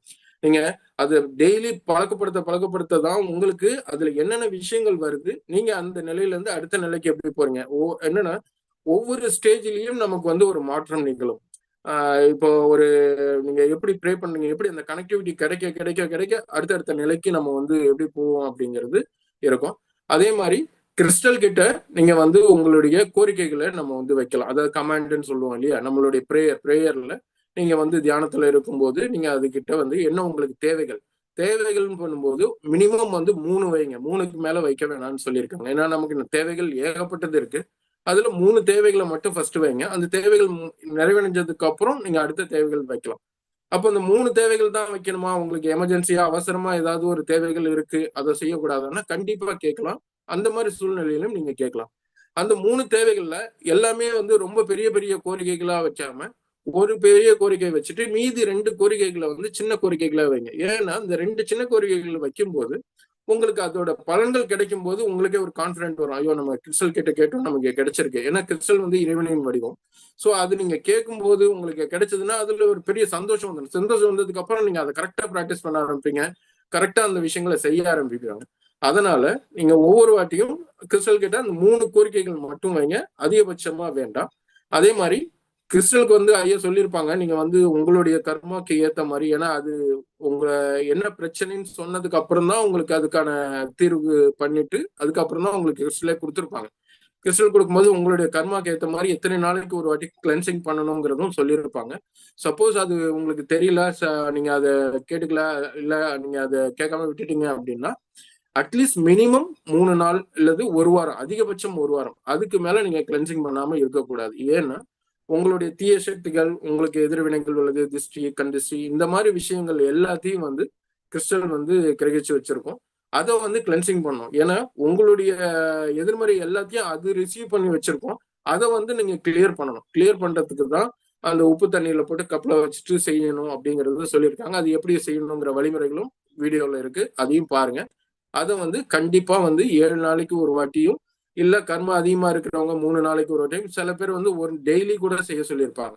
அதே மாதிரி கிறிஸ்டல் எதுக்காக 2 கிறிஸ்டல் கொடுத்துருக்காங்கன்னா, ஒரு கிறிஸ்டல் நீங்க வந்து கிளென்சிங்ல வச்சிருக்கும் போது உங்களுக்கு பாதுகாப்பு வேணும், உங்களுக்கு நீங்க வந்து கிறிஸ்டலோட பாதுகாப்பு இல்லாம இருக்க வேண்டாம் அப்படிங்கிற ஒரே எண்ணத்துக்காக தான் 2 கிறிஸ்டல் கொடுத்துருக்காங்க. அந்த 2வது கிறிஸ்டல் நீங்க ஒரு கிறிஸ்டல் வந்து கிளென்சிங்ல வச்சிருக்கும் போது இன்னொரு கிறிஸ்டல்ல நீங்க பயன்படுத்துங்க. அந்த கிறிஸ்டல் பயன்படுத்தும் போது அடுத்த நாள் நீங்க எப்போ 2 நாளோ 3 நாளோ உங்களுக்கு என்ன டைம் கொடுத்துருக்காங்களோ அந்த டைம்ல நீங்க கிளென்சிங் போட்டுட்டு இந்த புது கிறிஸ்டல்ல வந்து வெள்ளை துணியில தொடச்சிட்டு இதை நீங்க பயன்படுத்துங்க. கிறிஸ்டல்கிட்ட நீங்க அது வெளியில எடுக்கும் போதும் கிளென்சிங் ஆகி வந்ததுக்கு ஒரு நன்றி சொல்லுங்க. அதே மாதிரி கிளென்சிங் பண்றதுக்கும் கிறிஸ்டல் கிட்ட சொல்லிட்டு எல்லாத்துக்குமே நீங்க கிறிஸ்டல் கிட்ட பேசணும். உங்க நண்பர்கள் கிட்ட, உங்க உறவினர்கள்ட்ட எப்படி பேசுறீங்களோ, எந்த அளவுக்கு நீங்க கனெக்டிவிட்டியா இருக்கீங்களோ அந்த அளவுக்கு கிறிஸ்டலோட பயன்பாடு வந்து அதிகமாயிட்டே இருக்கும். ஸோ ஐயா நிறைய விஷயங்கள் சொல்லியிருக்காங்க. இதுல என்னன்னா கிறிஸ்டலோட பயன்பாடும் கிறிஸ்டலை பத்தி உபயோகப்படுத்துறது வந்து 2% தான் சொல்லியிருக்கேன். இன்னும் வந்து 98% இருக்கு அப்படின்னு இருக்காங்க. அப்போ அவ்வளோ விலை மதிக்க முடியாத ஒரு விஷயம். பட் நமக்கு இப்போதைக்கு 2 விஷயம், அதாவது 2% தான் உபயோகப்படுத்துறதுக்கே சொல்லி கொடுத்துருக்காங்க. அப்போ அவ்வளவு விஷயம் இருக்குன்னா முதல்ல நம்ம இந்த 2% வந்து பயன்படுத்த தெரிஞ்சுக்கணும். தெரிஞ்சுக்கிட்டதுக்கு அப்புறம் உங்களுக்கே வந்து அதுக்கான விஷயங்கள் வந்து தியானத்துல இருக்கும்போது கிடைக்கும். அது இல்லாம ஐயாவும் உங்களுக்கு அதுக்கான விஷயங்கள் என்னென்னலாம் செய்யலாம் அப்படிங்கறத சொல்லி கொடுப்பாங்க. அதே மாதிரி கிறிஸ்டலை எப்படி வச்சுக்கணும், எந்த மாதிரி இடத்துல வச்சுக்கணும் அப்படின்னா, இடுப்புக்கு மேல மட்டும்தான் நம்ம வந்து அதை வைக்கணும். அது நீங்க பாக்கெட்ல வச்சுக்கலாம், கழுத்துல செயின் மாதிரி போட்டு வச்சுக்கலாம், இல்ல லேடிஸ் வந்து பிளவுஸ்ல அந்த மாதிரி இதுல பின் பண்ணி வச்சுக்கலாம், எந்த மாதிரி வேணாலும் யூஸ் பண்ணலாம். அது ஒரு பவுச்ல போட்டு தான் கொடுக்குறாங்க. பேண்ட் பாக்கெட்ல முடிஞ்ச வரைக்கும் இடுப்புக்கு கீழே வைக்க வேண்டாம் அப்படிங்கிறது ஐயா சொல்லியிருக்காங்க. ஏன் அதுனா அது சில விஷயங்கள் இருக்கு. இருந்தாலும் நீங்க பேண்ட் பாக்கெட்ல எல்லாம் வச்சீங்கன்னா அது தவறுறதுக்கும் வாய்ப்பு இருக்கு. நம்ம வந்து கீழே வச்சிருப்போம், மொபைல் வச்சிருப்போம், எதையாவது எடுக்கும்போது அது கீழே வந்துடும், நிறைய விஷயங்கள் இருக்கு. முடிஞ்ச வரைக்கும் நீங்க வந்து இடுப்புக்கு கீழே அது வைக்க வேண்டாம். மேல் பகுதியில, இடுப்புக்கு மேல் பகுதியில இருக்கிற மாதிரியே நீங்க வச்சுக்கோங்க. அதே மாதிரி இரவுல நீங்க தூங்கும்போது உங்களுக்கு கழுத்துல இருக்கலாம், அது தவறு கிடையாது. அப்படி உங்களுக்கு அது ரொம்ப உறுத்துற மாதிரி டிஸ்டர்பன்ஸா இருக்கிற மாதிரி இருந்தா தலானிக்கு அடியிலையோ அல்லது உங்களுக்கு அருகிலேயோ நீங்க வச்சுக்கோங்க. அதாவது குளிக்கும் போது தவிர மற்ற நீங்க எல்லா நேரமும் வந்து கிறிஸ்டல் வந்து எப்போதும் உங்க கூடவே இருக்கலாம். ஏன்னா அதுதான் உங்களுக்கு முழு பாதுகாப்பையும் இதுவும் உங்களுக்கு உங்களுக்கு ப்ரொடெக்ட் பண்ணி உங்களுக்கு அதாவது ஒரு 24 ஹவர்ஸ் உங்களுக்கு வந்து முழு நேர சேவை செய்யறதுக்கான ஒரு கருவி, அத நண்பன், இறைவன் எப்படி வேணாலும் நீங்க அதை எடுத்துக்கலாம். அவ்வளவு சக்தி இருக்கு. அதை பயன்படுத்த தான் உங்களுக்கு அதுக்கான இது வரும். இது சம்பந்தமா வேற ஏதாவது டவுட் இருந்தாலும் நீங்க வந்து குரூப்லயே போடுங்க. ஐயா வந்து இதை பத்தி ஃபுல்லாவே விளக்கமா கொடுக்குறேன் அப்படின்னு சொல்லியிருக்காங்க. ஏன்னா இது நிறைய பேர் திரும்ப திரும்ப அந்த கேள்விகள் வருது. இந்த சந்தேகங்களும் இருக்கு. இந்த சந்தேகங்களுக்கு எல்லாத்துக்கும் வந்து முழுக்க விளக்கமா டீட்டெயிலா ஒரு வீடியோவும் கொடுத்துட்றேன் அப்படின்னு சொல்லியிருக்காங்க. ஸோ இது வந்து நம்ம கிறிஸ்டலோட பயன்பாடு. இது வந்து இது பண்ணிக்கணும். ஒவ்வொரு நாளும் இதை வந்து நீங்க பயன்படுத்தணும். அதாவது கிறிஸ்டலை வந்து வச்சுட்டு போறதோ இல்ல மறந்துட்டு போறதோ அந்த மாதிரி விஷயங்கள் பண்ணாது. அதே மாதிரி உங்களுடைய கிறிஸ்டலை மட்டும் நீங்க பயன்படுத்துங்க. உங்களுடைய உறவினர்களுடைய, உங்க பையனோடது, தம்பியோடது, அண்ணனது, அந்த மாதிரி விஷயங்களும், மனைவியோடது, இந்த மாதிரி அடுத்தவங்களுடைய கிறிஸ்டலை முடிஞ்ச வரைக்கும் நீங்க பார்க்கவும் வேணாம், அதை வந்து எக்ஸ்போஸும் பண்ண வேணாம். அதே மாதிரி அவங்க கிளென்சிங் போட்டுறதுக்கும் தனியான ஒரு இடத்துல வைக்கணும். தனியான இடத்துல வச்சுதான் பண்ணணும். அடுத்தவங்களுக்கு அதை காட்டவோ இது பண்ணவோ வேணாம். சப்போஸ் அவன் தெரியாம பார்த்துட்டா பரவாயில்ல. ஸோ உங்களுக்கான கிறிஸ்டல் உங்களுக்கானது. ஸோ அதை வந்து நீங்க வெளியில காட்டவோ வேற எதுவோ பண்ண வேண்டாம். அது சீக்கிரட்டாவே வச்சுக்கிறது ரொம்ப சிறப்பு அப்படிங்கறத சொல்லியிருக்காங்க. அதே மாதிரி அந்த கிளென்சிங் பண்ண நீரை வந்து நீங்க வந்து ரொம்ப ப்ராப்பரா சிங்க்ல, அதாவது நம்ம சமையல் செய்யற சிங்க்ல வந்து ஊற்றக்கூடாது. கழிவறையில இருக்கிற சிங்க்லயோ இல்லைன்னா டாய்லெட் சிட் அவுட்லயோ நீங்க வந்து அதை ஊற்றணும்னு சொல்லியிருக்காங்க. ஏன்னா அதுல எதிர்மறை ஆற்றல் அதிகமா இருக்கிறதுனால உங்க கைப்படவோ கால்படவோ மற்றவங்க கால் போட்டா அது உங்களுடைய கர்ம வினைகள் அவங்கள பாதிக்கும் அப்படிங்கிறதுனால அந்த இது வந்து சொல்லியிருக்காங்க. ஸோ அது வந்து நீங்க 3 நாளுக்கு ஒரு வாட்டி அந்த தண்ணீரை ஊற்றும் போது ரொம்ப கவனமா அதை ஊத்திட்டு வாஷ் பண்ணிட்டு திரும்ப அந்த கப்பு வச்சு மூடி வைங்க. அதே மாதிரி சில பேருக்கு வந்து சொல்லுவாங்க, கிளென்சிங் பண்ணும்போது அந்த மேல் வந்து ரொம்ப கருமையா படிவங்கள் வருது சார் அப்படிங்கிறாங்க. அது சில பேர் கொஞ்சம் பேனிக்கும் ஆயிருக்காங்க. கொஞ்சம் பயமாவும் இருக்கு சார், என்ன சார் இவ்வளவு கருப்பா இருக்கு. அது வந்து உங்களுடைய கர்மாவோட விளைவுகள் வெளியில வருது, கிளென்சிங் ஆகுது அப்படிங்கறத செயலை வந்து உங்களுக்கு காட்டுது. அது பயப்பட தேவையில்லை. நீங்க நாளடைவுல வந்து உங்களுக்கு செஞ்சு அது கரெக்டா ப்ராப்பரா கிளென்சிங் பண்ணும்போது அந்த கருப்புலாம் வராது, உங்களுக்கு நார்மல் இது வந்துடும். ஸோ அதை பத்தின பயப்பட வேண்டாம். இல்ல உங்களுக்கு டெய்லி அதே மாதிரியே வந்துட்டு இருந்ததுன்னா நீங்க வந்து ஆசை தம்பி சாருக்கோ இல்ல ஐயாவுக்கோ வந்து அது மெசேஜ்லயோ இல்ல போன்லயோ உங்களுக்கு பேச முடிஞ்சதுன்னா அந்த விஷயங்களை சொல்லுங்க. ஏன்னா அது ரொம்ப ரெகுலரா வந்தா, ஏன்னா நார்மலா ஒரு தடவை 2 தடவைலாம் அது மாதிரி வரும். ஏன்னா உங்களுக்கு கர்மாவோட எதிர்வினைகள் எந்த அளவுக்கு இருக்குங்கிறது உங்களுக்கு மட்டும்தான் தெரியும். ஸோ அதோட வந்து அது கிளென்சிங் ஆகும்போது அந்த கருப்பு மேல வந்து படிவுகள் நிறைய வரும். அது வந்து நார்மல் தான். அதை பத்தின எந்த பயம் வேண்டாம். அதே மாதிரி நீங்க உப்பு அதுல யூஸ் பண்ற போதும் ப்ராப்பரான அந்த கல் உப்பையே பயன்படுத்துங்க. அது நிறைய பேருக்கு அந்த இது கிடைச்சிருக்கும், கிளென்சிங் மெடிசன் கிடைச்சிருக்கும். அந்த நம்ம கிறிஸ்டலை வந்து கிளென்சிங் பண்றதுக்கு சில மெடிசன் கொடுத்துருப்பாங்க. அதுல ஒரு சின்ன சிட்டிகை போட்டாலே போதும். அது வந்து நல்லா கிளென்சிங் ஆகிடும். அது ஒரு நாள் இல்லை, நீங்க 2 நாளுக்கு எத்தனை நாள் சொல்லியிருக்காங்களோ அதுக்கு ஏற்ற மாதிரி நீங்க பயன்படுத்துங்க. இதை நீங்க வாழ்நாள்ல நீங்க பயன்படுத்தும் போது அது வந்து நமக்கு சூலாயுதம் மாதிரி அதை சொல்லியிருக்காங்க. நமக்கு 2 பக்கமும் எப்படி ஒரு சூலாயுதத்தோட பவர் இருக்குதோ அதே மாதிரி கேசியம் ஒரு பக்கமும் இன்னொரு பக்கம் கிறிஸ்டலும் இருக்கு. நடுவுல வந்து நம்ம தர்மத்தை கடைபிடிக்கணும் அப்படிங்கிறது சொல்லியிருக்காங்க. ஸோ தர்மத்தை கடைபிடிக்கிறதுக்கும் நிறைய வழிகள் இருக்கு. நீங்க வந்து அன்னதானம் மட்டும் அதை நினைக்காம மற்ற விஷயங்கள்லையும் கான்சென்ட்ரேட் பண்றீங்க. எவ்வளவு விஷயங்கள் இருக்கு. நம்ம வந்து அடுத்தவங்களுக்கு ஹெல்ப் பண்ணணுங்கிற ஒரு முடிவு மட்டும் நீங்க எடுத்துட்டு நீங்க யோசிச்சு பார்த்தா உங்களுக்கு அதுக்கான வழிகள் கிடைக்கணும். இல்ல நீங்க காலையிலேயே வந்து ஒரு நிமிஷம் யோசிங்களேன். இன்னைக்கு யாருக்காவது நம்ம வந்து மினிமமா யாருக்காவது வந்து ஒருத்தருக்கு ஒரு ஹெல்ப் பண்ணிடணும், ஒரு ஆறுதலா பேசணும், ஆறுதலா ஒரு நல்ல ஒரு கருத்து சொல்லணும். அட்லீஸ்ட் அவங்களுக்கு ஒரு ஞான தானத்தை கொடுக்கலாம். அது நம்ம குரூப்ல செய்யறது விஷயங்களோ இல்ல கர்மா பத்தின விஷயங்களோ, ஒருத்தங்க பிரச்சனையில இருக்காங்க அப்படின்னா அவங்களுக்கு என்ன மாதிரி விஷயங்கள் சொன்னா அவங்களுக்கு ஒரு பாசிட்டிவ் கிடைக்கும், என்ன ஹெல்ப் அவங்களுக்கு தேவையோ அதை நம்ம செஞ்சாலே அவங்களுக்கு வந்து ஈஸியா இருக்கும். அது எல்லாமே பொருள் உதவி, பண உதவி மட்டும் இல்லை, எல்லாம் சின்ன சின்ன விஷயங்கள் இருக்கு. நமக்கு உதவி செய்யறதுக்கு 1000 வழிகள் இருக்கு. அதுல ஏதோ ஒண்ணு நம்ம இன்னைக்கு யாருக்காவது, அது நைட்டு நீங்க தூங்கும்போது நினைச்சு பார்க்கலாம், இன்னைக்கு யாருக்காவது நம்ம உதவி பண்ணோமா, யாருடைய வாழ்க்கையிலயாவது நம்ம சந்தோஷத்தை கொடுத்துருக்கோமா, அதாவது நல்ல ஒரு கருத்துக்களை சொல்லியிருக்கோமா, நல்லா பேசியிருக்கோமா. என்னன்னா இனிய உளவாக இன்னாத குரல் கனி இருப்ப காய் கவர்ந்தற்று அப்படின்னு சொல்லியிருக்காரு. நல்ல நல்ல விஷயங்கள் வந்து நம்ம வந்து ஒருத்தருக்கு மேல வெறுப்பா பேசுறதோ ஹார்டா பேசுறதோ எல்லாமே வந்து ஒரு கெட்ட கர்மா தான். ஃபர்ஸ்ட் வந்து கர்மா எப்படி வருது அப்படின்னா ஐயா சில தினங்களுக்கு முன்னாடி சொன்னாங்க, உங்க வாயால தான் முக்கால்வாசி 98% கர்மா வருது அப்படின்னா. அது 100%, 100க்கு 100, 98 கூடாது, 100க்கு 100 உண்மைன்னு தான் என்னோட புரிதலா இருக்கு. ஏன்னா நீங்க பேசும்போது ஒரு ஸ்வீட்டா பேசுறீங்க, அன்பா பேசுறீங்க அப்படின்னா உங்களுக்கான ரிப்ளை வந்து அன்பாவே கிடைக்கும். அதுல எந்த மாற்று கருத்துமே இல்லை. நீங்க ஹார்டா பேசுறீங்க, ரஃபா பேசுறீங்க, கோவமா பேசுறீங்கன்னா கோவமான பதில் தான் உங்களுக்கு கிடைக்கும். சோ அந்த கோபம் என்ன ஆகும்னா உங்களுடைய ஆறாவை பாதிக்கும்.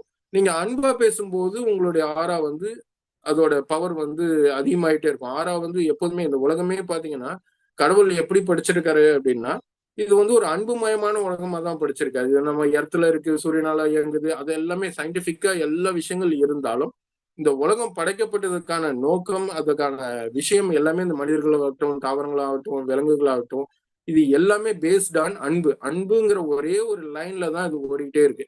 அதை இன்னும் நம்ம சிறப்பா சொல்லணும்னா ஒரு பாடல் ஒண்ணு சொல்லலாம். நம்ம இவர் வைரமுத்து சார் ஒரு பாட்டு எழுதியிருப்பாரு இந்தியன் படத்துல.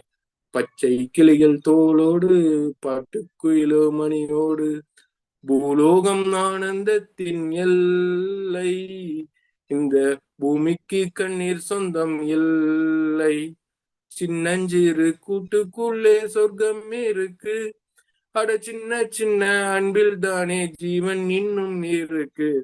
என்ன மாதிரி வரிகள் பாருங்க. அதாவது நம்ம இந்த உலகமே வந்து ஒரு பூலோகத்துல இருக்கிறதே ஒரு ஆனந்தம்.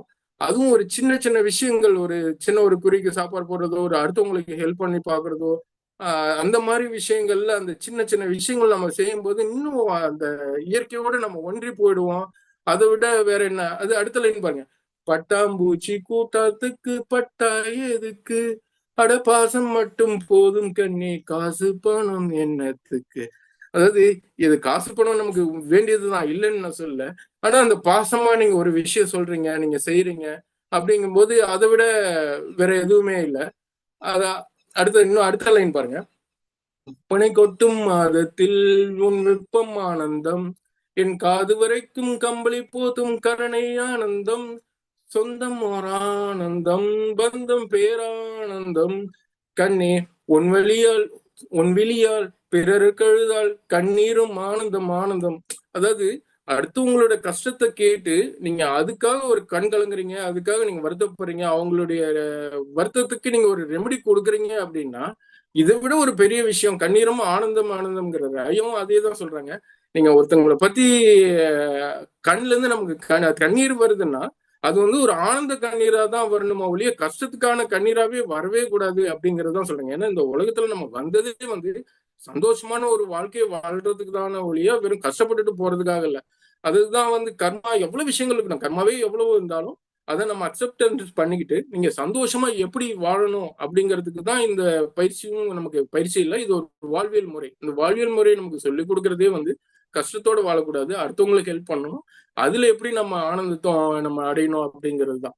அதே மாதிரி ஒவ்வொரு விஷயத்திலையும் நீங்க வந்து இத ஒரு நோக்கமா வச்சுக்கணும். இன்னைக்கு நம்ம வந்து எந்த விஷயத்திலும் எல்லாருக்கும் எப்படி அன்பு செலுத்துறது, எப்படி அதுல இருந்து நம்ம ஓவர் கம் பண்றது, அந்த ஒரு விஷயத்த மட்டுமே நீங்க பண்ணீங்க. ஒவ்வொரு விஷயத்திலும் அதாவது கர்மா ஹீலிங் வகுப்புல இருக்கிறவங்க ஒவ்வொரு செயல்லையும் அதாவது நம்ம திரும்ப அதாவது நான் சொன்னேன் இல்லையா, புதுசா ஒரு புது லோனை வந்து நம்ம ஏத்துக்க கூடாது. ஏன்னா ஆல்ரெடி ஒரு லோனை அடைக்கிறதுக்காக தான் இந்த பிறவியே எடுத்திருக்கோம்.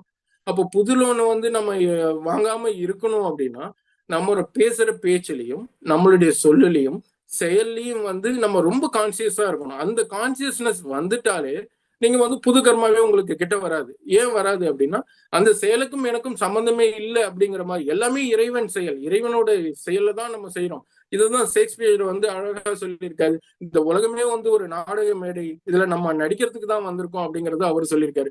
சோ ஒவ்வொரு விஷயமும் நம்மளுடைய பார்ட் என்ன, இந்த உலகத்துல நம்ம வந்திருக்கிறதுக்கான நோக்கம் அப்படின்னா நம்ம கர்மாவை கரைக்கிறோம், நம்மளுடைய புண்ணிய கர்மாவை சேர்க்கறதுக்கு தான் வந்திருக்கோம். அந்த சேர்க்கிற விஷயத்துல அடுத்தவங்களுக்கு ஹெல்ப் பண்றது, அதே மாதிரி அன்பா பேசுறது, அந்த அன்போடு நடந்துக்கிறது, இந்த சின்ன சின்ன விஷயங்களை நம்ம கரெக்டா செஞ்சோம்னாலே உங்களுக்கான இது வந்து ரொம்ப சிறப்பா அமையும்.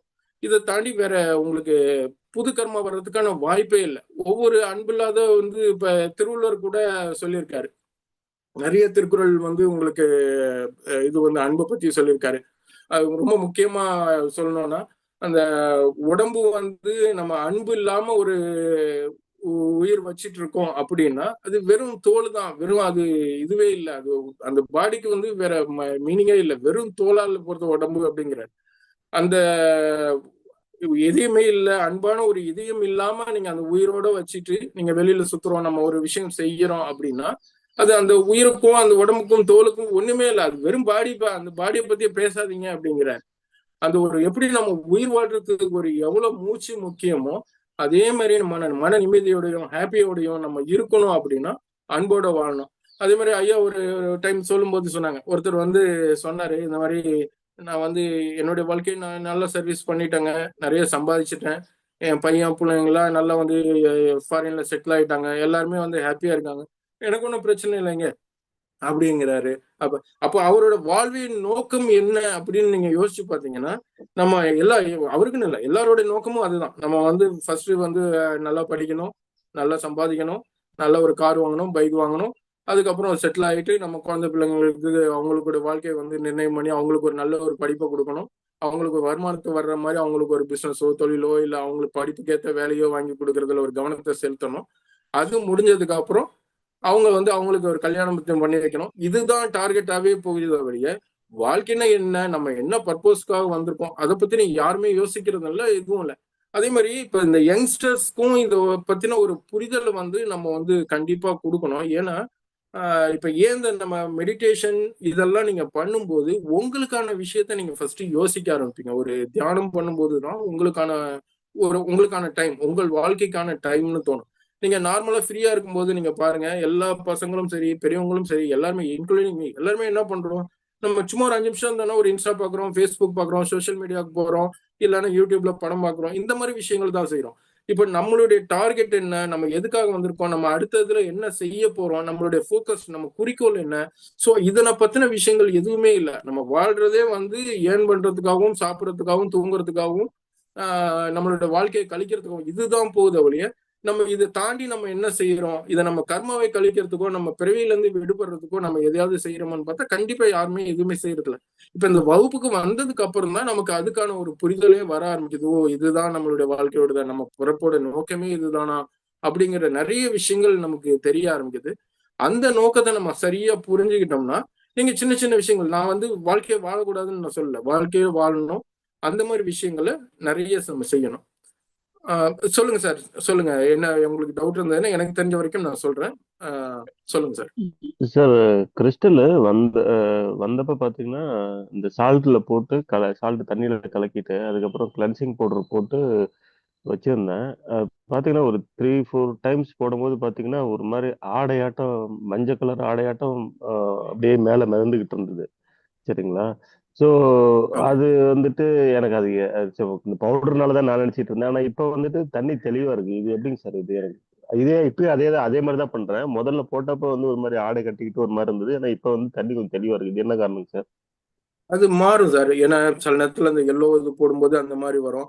சில நேரம் நீங்க பவுடர் போடாம வெறும் வாட்டரும் வெறும் உப்பு மட்டும் போடும்போது பாத்தீங்கன்னா இன்னும் கருப்பா இருக்கும், அப்படியே கருப்பா அப்படியே கொடுக்கூடா போகும். அந்த மாதிரி நிறைய படிவங்கள்லாம் படிஞ்சிருக்கும். இது ஒவ்வொரு மாற்றம் வரும். அது நீங்க கிளென்சிங் பண்ண பண்ண அதோட இது வந்து மாறிடும். இந்த மாதிரி வரும்போது நீங்க 5 நாள் 6 நாளைக்கு ஒரு வாட்டி பண்ணினீங்கன்னா அந்த டேஸ் கொஞ்சம் கம்மி பண்ணிக்கோங்க. 3 நாள் 2 நாளுங்கிறத குறைச்சு பாருங்க, அது வந்து நார்மலுக்கு வந்துடும் உங்களுக்கு. Okay okay. நம்ம எதிர்மறை ஆற்றல் இப்போ கந்திஷ்டியோ இதுவோ வந்து உங்களுக்கு அதிகமா இருக்கிறது வந்து அது காட்டுது, அதாவது எதிராற்றல் வந்து அதிகமா இருக்குன்னு அர்த்தம். ஸோ அது வந்து கிளென்சிங் நீங்க அதிகமா கிளென்சிங் பண்ணணும். நீங்க ரொம்ப நாள் விட்டாலும் அந்த மாதிரி விஷயங்கள் இருக்கும். அதே மாதிரி சில பேருக்கு பார்த்தீங்கன்னா கிறிஸ்டல் வந்து தொலைஞ்சு போயிருக்கும். ஈவன் எனக்கும் அந்த மாதிரி தொலைஞ்சு போயிருக்கு. அது என்னன்னா நம்ம சில நேரங்களில் வந்து கிளென்சிங் பண்ணாம விட்டுடுவோம். அது எதிர்மறை ஆற்றல் ரொம்ப அதிகமா ஆயிடுச்சுன்னா அது ஐயா கூட சொன்னாங்க, சில நேரம் வெடிக்கிறதுக்கு கூட வாய்ப்பு இருக்கு, விரிசல் விடும் அப்படிங்கிறாங்க. அது 99% எல்லாருக்கும் நடக்காது. முடிஞ்ச வரைக்கும் நீங்க கிளென்சிங் பண்ணும்போது அந்த மாதிரி நடக்காது. ரொம்ப நாள் நீங்க விட்டுட்டீங்க, ஒரு மாசம் 15 நாளுக்கு மேல நீங்க போயிடுச்சு, ஒரு மாசம் கிட்ட நீங்க உபயோகப்படுத்தாமே வச்சுட்டீங்க, இல்ல உங்களுடைய எதிர்மறை ஆற்றல் அதுல வந்து ரொம்ப சேர்ந்துகிட்டே இருக்குன்னா அது தொலைந்து போறதுக்கோ இல்ல மற்ற விஷயங்களுக்கோ அதுக்கான வாய்ப்பு இருக்கு அப்படிங்கறத சொல்லியிருக்காங்க. மற்றபடி ஓகே. இதுல இன்னொன்னு சார், இப்போ என்கிட்ட 2 கிறிஸ்டல் இருக்குங்க. இப்போ ஒன்னு கிளென்சிங் போடுறேன், இன்னொன்னு யூஸ் பண்ணிட்டு இருக்கேன். டெய்லி பேசிஸ்ல யூஸ் பண்ணிட்டு இருக்கேன். 3 நாளைக்கு ஒரு தடவை கிளென்சிங் பண்ணிடுறேன். இப்போ கிளென்சிங் போட்டதுக்கு அப்புறம் யூஸ் பண்ணிட்டு இருக்கிறது வந்து பக்கத்துல அது வைக்கும்போது அது பக்கத்துல வைக்கலாங்களா, இல்ல அது டிஸ்டன்ஸ் தள்ளி தான் வைக்கணுங்களா? பக்கத்துல வைக்கலாம். ஆனா முடிஞ்ச வரைக்கும் அந்த கப்ல உள்ளது நீங்க கொஞ்சம் தள்ளி கொஞ்சம் டிஸ்டன்ஸாவே வைங்க. ஏன்னா உங்க இதுல வீட்டுல இருக்கிறவங்க வேற யாராவது அந்த டேபிளையோ இல்ல பக்கத்துலயோ ஏதாவது யூஸ் பண்ணும்போது அதை தட்டி விட்டுட்டாலோ தண்ணியிலயோ கை வச்சுட்டாலோ, ஏன்னா குழந்தைங்க இருப்பாங்க, ரொம்ப கிட்ட அது வைக்க வேண்டாம். எங்காவது கொஞ்சம் மறைவான இடமாவே வைங்க. ஏன்னா குழந்தைங்க வந்து என்னன்னு எதை வேணாலும் உருட்டுவாங்க, டக்குன்னு எடுப்பாங்க, ஏதாவது ஒண்ணுவாங்க, தண்ணி கொட்டிடுவான், அதுல கை வச்சிடலாம். அந்த மாதிரி இருக்கும்போது அது வந்து உங்களுடைய கர்மா வந்து அவங்கள வந்து அஃபெக்ட் பண்றதுக்கு வாய்ப்பு இருக்கு. ஸோ அது வேண்டாங்கிறதுனால முடிஞ்ச வரைக்கும் நம்மளுடைய கிறிஸ்டல் நமக்கான பொருள், அது நமக்கான இறைவன் அது. ஸோ அதை வந்து நீங்க தனியா பர்சனலா தான் வச்சுக்கணும். எல்லார்கிட்டையும் எக்ஸ்போஸ் பண்ண வேணாம்னு சொல்றதே அந்த ஒரு விஷயம் தான். சப்போஸ் பார்த்தா தப்பு இல்லை. சப்போஸ் அவங்க வந்து ஒருத்தவங்க பார்த்துட்டாங்க, நீங்க கழுத்துல வச்சிருக்கிறதோ இது பண்றதோ பாக்குறாங்க அப்படின்னா காட்டலாம். ஐயா என்ன சொல்றாங்கன்னா, அது பார்த்துட்டாங்க, அவங்க கை டச் பண்ணிட்டாங்க அப்படின்னா இமிடியேட்டா அன்னைக்கே வந்து அது கிளென்சிங் போட்டுட்டு நீங்க அடுத்த கிறிஸ்டல் வந்து யூஸ் பண்ணிக்கோங்க. அது ஆட்டோமேட்டிக்கா கிளென்சிங் ஆயிடும்னு சொல்லிட்டாங்க. அந்த மாதிரி தான் சார். அதே மாதிரிங்க சார், இப்போ ஒரு நகை வாங்குறோம்னு வச்சுக்கோங்களேன். இப்போ நகை வாங்கிட்டு இப்போ அதை கிளென்ஸ் பண்றோம். அந்த மாதிரி நகையை கிளென்ஸ் பண்ணதுக்கு அப்புறம் இமிடியேட்டா வந்துட்டு கிறிஸ்டலுக்கு கிளென்சிங் போடணுங்களா? அப்படிலாம் இல்லை சார், அப்படிலாம் இல்லை. கிறிஸ்டல் அப்படிலாம் கிளென்சிங் பண்ண தேவை. நீங்க அதை வச்சுட்டு நீங்க நகை வாங்குறீங்க, பைக் வாங்குறீங்க, கார் வாங்குறீங்க, எதுக்கு வேணாலும் நீங்க அதை வச்சுட்டு இதுக்கு ஆசீர்வாதம் செய்யுங்கள், இது வந்து இது பண்ணுங்க அப்படின்னு சொல்லி உங்களுக்கான ப்ரேயர் எது வேணாலும் நீங்க பண்ணலாம். நீங்க நார்மலா 2 நாள் 3 நாளைக்கு ஒரு வாட்டி பண்ணிட்டா போதும். மற்ற அதுக்கு இதுக்கும் சம்மந்தம் இல்லை. நீங்க அது எப்படி வேணாலும் பயன்படுத்தலாம். ஒரே ஒரு ஃபைனல் தாட்டுங்க சார். இப்போ நீங்க முதல்ல சொன்னீங்க இல்லையா, இப்போ குரூப்ல வரும்போதுட்டு கொஞ்சம் இந்த கர்மா எனர்ஜி ஹீலிங் பத்தி என்ன அப்படின்னு சொல்லி கொஞ்சம் எக்ஸ்பிளைன் பண்ணி அவங்களுக்கு புரிய வச்சு கூட்டுவாங்க. இல்லாட்டி சீனியர்ஸ் யாராச்சும் அவங்க கிட்ட கேட்டு பேச சொல்லி அதுக்கப்புறம் என்னென்ன ஓரளவுக்கு ஒரு புரிதல் வந்ததுக்கு அப்புறம் உள்ள வந்தா நல்லா இருக்கும்னு சொன்னீங்க இல்லையா. ஸோ இதுல நான் இப்ப இந்த இந்த இந்த லிங்கை வச்சுட்டு உள்ள வராங்கல்ல சார். ஸோ அவங்க கிட்ட வந்துட்டு நானா வாலண்டியரா கூப்பிட்டு பேசிட்டு இருக்கேன் இப்ப. நீங்க எதுனா வீடியோ பார்த்துருக்கீங்களா, உங்களுக்கு என்ன புரிதல் இருக்கு, உங்களுக்கு என்ன தேவை இருக்குது, நீங்க ரொம்ப டீட்டெயிலா சொல்ல வேண்டாம். ஸோ அட் ஹை லெவல் வந்துட்டு நீங்க என்ன புரிதல்ல வந்து இதுக்குள்ள வந்து ரெக்வஸ்ட் கொடுத்துருக்கீங்க. டெய்லி கிளாஸ் காலையில 5 மணிலேருந்து 7, 7:15 வரைக்கும் இருக்கும். உங்களால கிளாஸுக்கு வர முடியுமா என்னன்னு கேட்டுட்டு அப்புறம் அது மாதிரி பேசும்போது என்ன ஆகுதுன்னா, அவங்க வந்து நிறைய கேள்வி கேட்குறாங்க. எனக்கு இந்த மாதிரிலாம் சில பிரச்சனைகள் இருக்கு. இதுக்கான தனியான வீடியோ இருந்தா அனுப்புங்க. நான் ஃபர்ஸ்ட் பார்த்துக்கிறேன் அப்படின்னாங்க. அப்புறம் நான் அதுக்கும் ஹெல்ப் பண்ணியிருக்கேன். அது அது சிலதெல்லாம் வந்துட்டு ஸ்பெசிஃபிக்கா இருக்காது. நம்ம டெய்லி கிளாஸ்லயே இருக்கும். இங்க இங்க இன்னைக்கு வீடியோல இருக்கலாம், இல்ல 4 நாள் கழிச்சு இருக்கிற வீடியோல இருக்கலாம். ஸோ அந்த மாதிரி இருக்கிறதெல்லாம் வந்துட்டு நீங்க அது கொஞ்சம் கிளாஸ் வந்தா தான் பார்க்க முடியும். ஆனா கிறிஸ்டல்னா என்னன்னு தெரிஞ்சுக்கணும், இல்ல டிசீஸ் பத்தி தெரிஞ்சுக்கணும்னா நம்ம பிளேலிஸ்ட்லேயே நிறைய குரூப்ஸ் இருக்குது. இப்போ மாதவிடாய் பிரச்சனைக்கான அதுக்கு ஒரு 11 வீடியோஸ் இருக்கு. இது மாதிரி நிறைய வீடியோஸ் இருக்கு. ஸோ அதெல்லாம் ஷேர் பண்ணி இதை பாருங்க, உங்களுக்கு ஒரு ஐடியா கிடைக்கும். இதை பார்த்துட்டு அப்புறம் ஏதாவது டவுட்னா கேளுங்க. நீங்க அதுக்கப்புறம் உள்ள வந்து கிளாஸ் அட்டன் பண்ண ஆரம்பிங்க அப்படின்னு சொல்லியிருக்கேன் சார். ஸோ இது கரெக்டாக தானே போயிட்டு இருக்கு, இல்லை நம்ம வேற எதுவும் பண்ணணுமா? Correct sir. ஏன்னா இது நம்ம புரிதல் ஏற்படுத்தணும். என்னன்னா நம்ம யார் மூலியமா அவங்க வராங்கன்னு தெரியல, வர்றவங்களே அது சொல்லும் போது அவங்களுக்கு ஈஸியா இருக்கும். இப்ப நீங்க சேர்த்து விடுறீங்க அப்படின்னா நீங்களே அவங்களுக்கு சொல்லிட்டா அது ஈஸியா இருக்கும். அதே மாதிரி ஒவ்வொருத்தரும் யாரை ஆட் பண்றீங்களோ அவங்க சொல்லும் போது அண்டர்ஸ்டுட் ஆகும். இப்ப என்னன்னா குரூப்ல சில நேரங்கள்ல வந்து நம்ம ஒரு டாபிக்ல வந்து பேசுவோம், ஏதாவது கெஸ்டா வரவங்க ஒரு டாபிக்ல பேசுவாங்க. அப்புறம் இறைக்கிடலை பத்தியும் அவங்களுக்கு தெரியாது, ஐயாவோட இது வந்து என்ன மாதிரி விஷயங்கள் இதுல சொல்றோங்கிறது எதுவுமே புரியாம உள்ள வந்தனும் ஒவ்வொரு விஷயங்கள் நடக்கிறத பார்த்ததும் அவங்களுக்கு ஆட்டோமேட்டிக்கா ஒரு குழப்பம் தான் இருக்குமோ ஒழிய இதோட நோக்கம் என்ன என்ன இங்க பண்றாங்கிறது எதுவுமே தெரியலன்னு 2 நாள் பார்ப்பான், 3 நாள் இந்த குரூப்ல இருக்க மெசேஜ் எல்லாம் பார்த்தா வெளில போயிடுவாங்க. அப்புறம் நம்ம பர்பஸே வேஸ்ட் ஆயிடும். இப்போ வர்றவங்களும் வந்து அவங்களுடைய கர்மாவை குறைக்கணுங்கிறது ஒரு காட் கிஃப்டா வர்றாங்க, அவங்களையும் நம்ம மிஸ் பண்ணிடுறோம். இப்போ இந்த ஞானதானத்தை நம்ம இது பண்ணும்போது நம்ம எல்லாருமே ஆதங்கப்பட்டாங்க, இது வந்து அட்மின் வந்து இதுக்கான ஸ்டெப் எடுக்கணும், நிறைய விஷயங்கள் நம்ம செய்யணும், கிளாஸுக்கு இவ்வளவு பேருக்கு நம்ம வந்து டாக்டர் ஐயா செஞ்சிருக்காங்க, இருந்தாலும் யாரும் வந்து கிளாஸ சரியா அட்டன் பண்ணல, புரிஞ்சுக்காம விட்டுறாங்க அப்படிங்கிற மாதிரி சொன்னாங்க. இப்போ இதை நம்ம சரி பண்ணாலே நம்ம அந்த கவுண்டிங் வந்து கூட போயிட்டே இருக்கும். என்னன்னா நானும் பாக்குறேன் 90-95 பேர் லைவுக்கு வராங்க, புதுசாவும் ஆட் ஆகுது. ஆனா சில பேர் வெளில போயிட்டே இருக்காங்க, புதுசா வராங்க. அப்ப அது சஸ்டெயின் ஆகிட்டே தான் இருக்கு. அந்த 100க்குள்ள இருக்கிறது வந்து சஸ்டெயின் ஆகுது. அது என்னன்னா நம்ம இருக்கிறவங்க வெளியில போகாம உள்ள வந்து சஸ்டெயின் ஆகி டெய்லி கிளாஸுக்கு வர ஆரம்பிச்சா இதோட கவுண்டிங் வந்து இன்க்ரீஸ் ஆகிட்டே இருக்கும். வெளியில போயிடுறதுனால நமக்கு அந்த புரிதல் இல்லாம வெளில போறாங்கிற இதுல நமக்கு வந்து அந்த வீக் ஆகுது. ஸோ அந்த விஷயத்த நம்ம சரி பண்ணணும். அந்த அவங்க வந்து என்ன பர்பஸ்க்காக வந்திருக்காங்க, இதுல என்ன கிடைக்கும் அப்படிங்கிறது அவங்களுக்கு ஒரு சின்ன ஒரு புரிதல் கிடைச்சிருச்சுன்னா கண்டிப்பா வந்து குரூப்ல வந்து எல்லாருமே இதுவா இருப்பாங்க சார். அதுதான். ஐயா அதே டெய்லி மாதிரி காலையில சார் வந்து இந்த ரெண்டாவது குழுவோட டாபிக் நோக்கம் சொல்லியிருந்தீங்க என்ன, இல்லையா? குழு என்ன குடிக்க போகுது சொல்லிட்டீங்கன்னா ஈஸியா இருக்குங்க. குழுவோட நோக்கம் என்ன, நம்ம இதுக்காக வந்திருக்கோம், கர்ம வினையை குறைக்க வந்திருக்கோமா, அது ஜஸ்ட் ஒரு டெய்லி நீங்க பாட்டு பாடுற மாதிரி ஃபர்ஸ்ட் ஒரு 30 செகண்டோ 1 நிமிஷமோ வந்து குழுவோட நோக்கம் இது கர்ம வினை எப்படி கலைக்கிற குரூப்னு சொல்லிட்டீங்கன்னா புதுசா வரவங்களுக்கு அதுக்கு எங்களை மாதிரி புதுசா வந்தவங்களுக்கு அது யூஸ் ஆகுங்கய்யா. நன்றிங்கய்யா. கண்டிப்பா கண்டிப்பா கண்டிப்பா கண்டிப்பா சார். இது குழுவோட நோக்கம் வந்து நம்ம ஏற்கனவே நமக்கு சொன்னதுதான். இப்ப வந்து இது டீட்டெயிலா கொஞ்சம் சொல்லணும். அதாவது ஐயாவோட வீடியோகள் இப்ப குழந்தைகள் சார் சொன்னாங்க. ஒவ்வொரு வீடியோலும் வந்து நிறைய விஷயங்கள் இருக்கு. அது எல்லாமே 2 hours இருக்கு, அந்த மாதிரி இருக்கு. புதுசா வர்றவங்களுக்கு ஷார்ட் அண்ட் ஸ்வீட்டா வந்து நம்ம சொல்லணும். அதுவும் வந்து 1 நிமிஷம் 2 நிமிஷத்துக்குள்ளேயே சொல்ற மாதிரி இருந்ததுன்னா இந்த ஒரு ஒரு 3 வீடியோ அப்படி அந்த மாதிரி ஏதாவது விஷயங்கள் நம்ம சொல்லிட்டு அதுக்கப்புறம் அதை வந்து நம்ம புரிதல் பண்ணலாம். அதாவது நம்ம குழுவோட நோக்கம் உங்க எல்லாருக்குமே தெரியும். நம்ம ஒவ்வொருத்தருக்கும் ஒவ்வொரு பிரச்சனைகள் இருக்கும். குடும்ப உறவுகள்ல பிரச்சனை இருக்கலாம், பண வரவுல பிரச்சனை இருக்கலாம், பொருளாதார தடையா இருக்கலாம், அதே மாதிரி ஹெல்த்ல பிரச்சனை இருக்கலாம். இந்த மாதிரி பிரச்சனைகளுக்காக தான் எல்லாருமே வந்து ஐயாவை தேடி வர்றாங்க.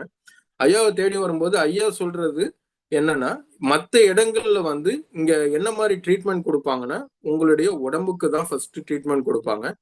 அதை தாண்டி உங்களுக்கு பிரச்சனை இருக்குன்னா உங்களுடைய மனதுக்கு ட்ரீட்மெண்ட் கொடுப்பாங்க. இது 2 விஷயம் தான் எல்லா இடங்களிலும், எல்லா மருத்துவமனைகளிலும், எல்லாத்துலயும் செய்யற விஷயங்கள் இது 2 தான் செய்வாங்க. ஆனா டாக்டர் இளங்கோ ஆயுஷ் ஹாஸ்பிட்டல்ல வந்து எதுக்கான ட்ரீட்மெண்ட்னா உங்களுடைய ஆன்மாவுக்கான ட்ரீட்மெண்ட் தான் கொடுப்பாங்க. முதல்ல வந்து உங்க ஆன்மாவை தான் டச் பண்ணுவாங்க.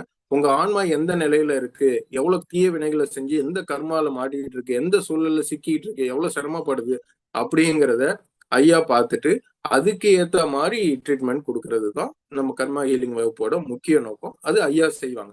இங்க நம்ம டெய்லி எதுக்காக கிளாஸுக்கு வரோம் அப்படின்னா, இந்த வாழ்க்கையில நீங்க எவ்வளவு கர்மாக்கள் பண்ணியிருந்தாலும் அதுல இருந்து நிவர்த்தி அதாவது விதியை மதியால் வெல்லலாம்னு சொல்லியிருக்காங்க. இதுக்கு நான் ஏற்கனவே நிறைய விஷயங்கள் சொல்லியிருக்கேன், ஐயாவும் சொல்லியிருக்காங்க. எப்படி இது பண்றது, இது வந்து திருமூலர்ல ஆரம்பிச்சு திருவள்ளுவர்ல இருந்து எல்லாருமே இதுக்கான விளக்கங்கள் கொடுத்திருக்காங்க. எப்படி வந்து கர்மா எப்படி குறைக்க முடியுமா, அது எப்படி பாசிபிள், கர்மானா நடந்துதானே ஆகணும், அது எப்படி வெல்ல மாட்டோம், அதெல்லாம் முடியாது. அதை மாற்ற முடியும். சிறு சிறு நீங்க அதுக்கான வழிகளை செஞ்சா அதுக்கான பரிகாரங்கள்னு வச்சுக்கோங்களேன். அந்த பரிகாரங்களை நீங்க கரெக்டா செஞ்சீங்கன்னா அதுக்கான லூப் ஹோல் அதை நீங்க செய்யும் போது உங்க கர்ம வினையில இருந்து நீங்க தப்பிச்சுக்கலாம், அதுல இருந்து வெளியேறலாம்.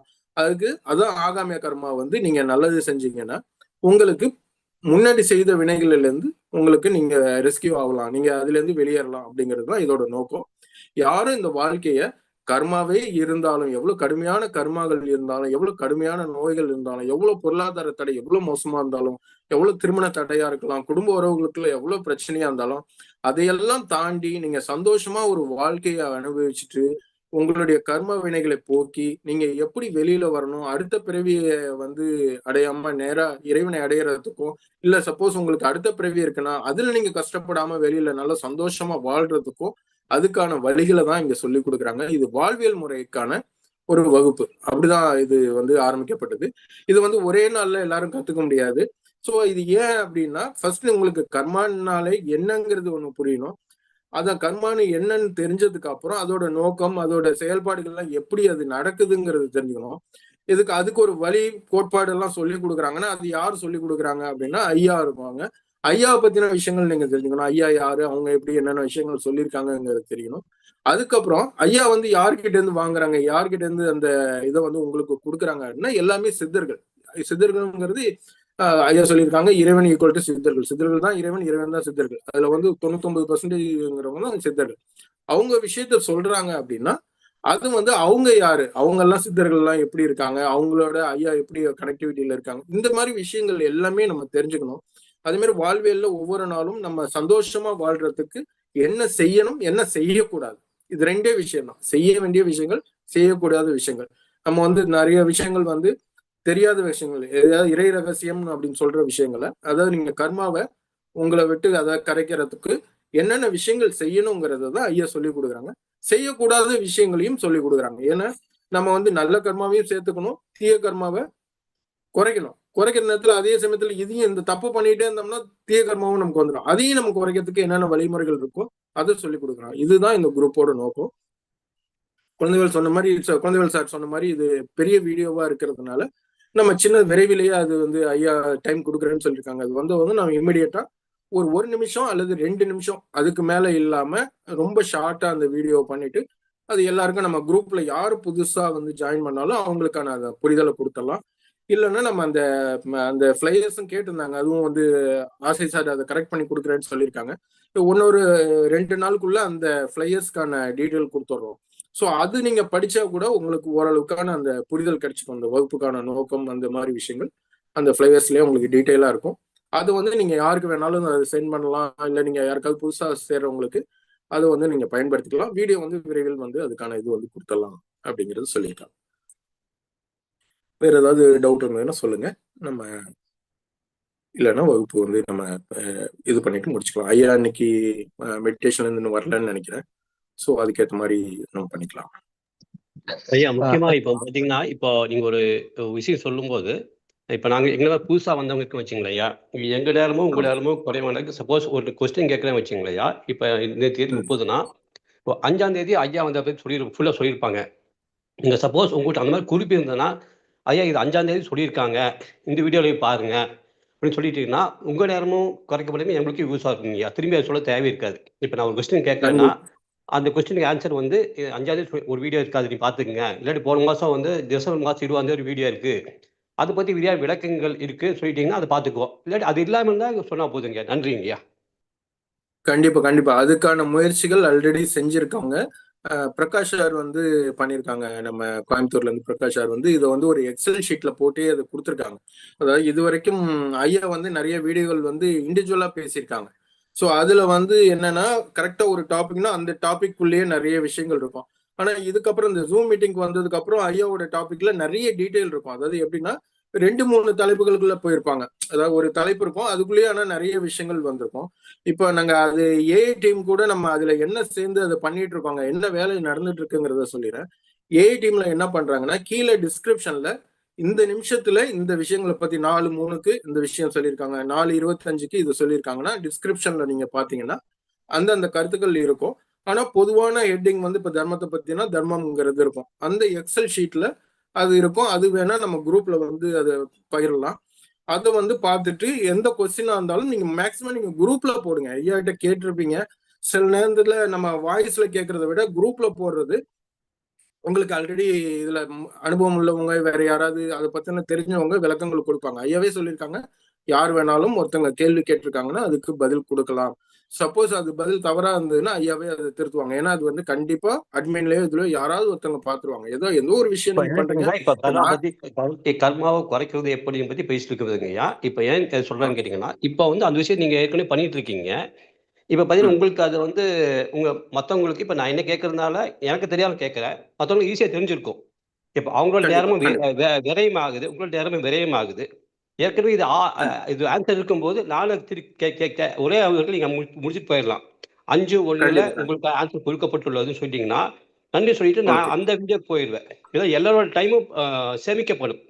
அதுக்கு சொல்ல கண்டிப்பா நல்ல ஐடியா சார், நல்ல ஐடியா. அதை கண்டிப்பா இம்ப்ளிமெண்ட் பண்ணலாம். ஸோ அதுதான் அது வந்து யார் வேணாலும் நீங்க அதுக்கான இது வந்து நம்ம கொடுக்கலாம். கண்டிப்பா சார், கண்டிப்பா. ஐயா வணக்கங்க ஐயா, நான் கோயம்புத்தூர்ல இருந்து சண்முக பிரகாஷ் பேசுறேங்க.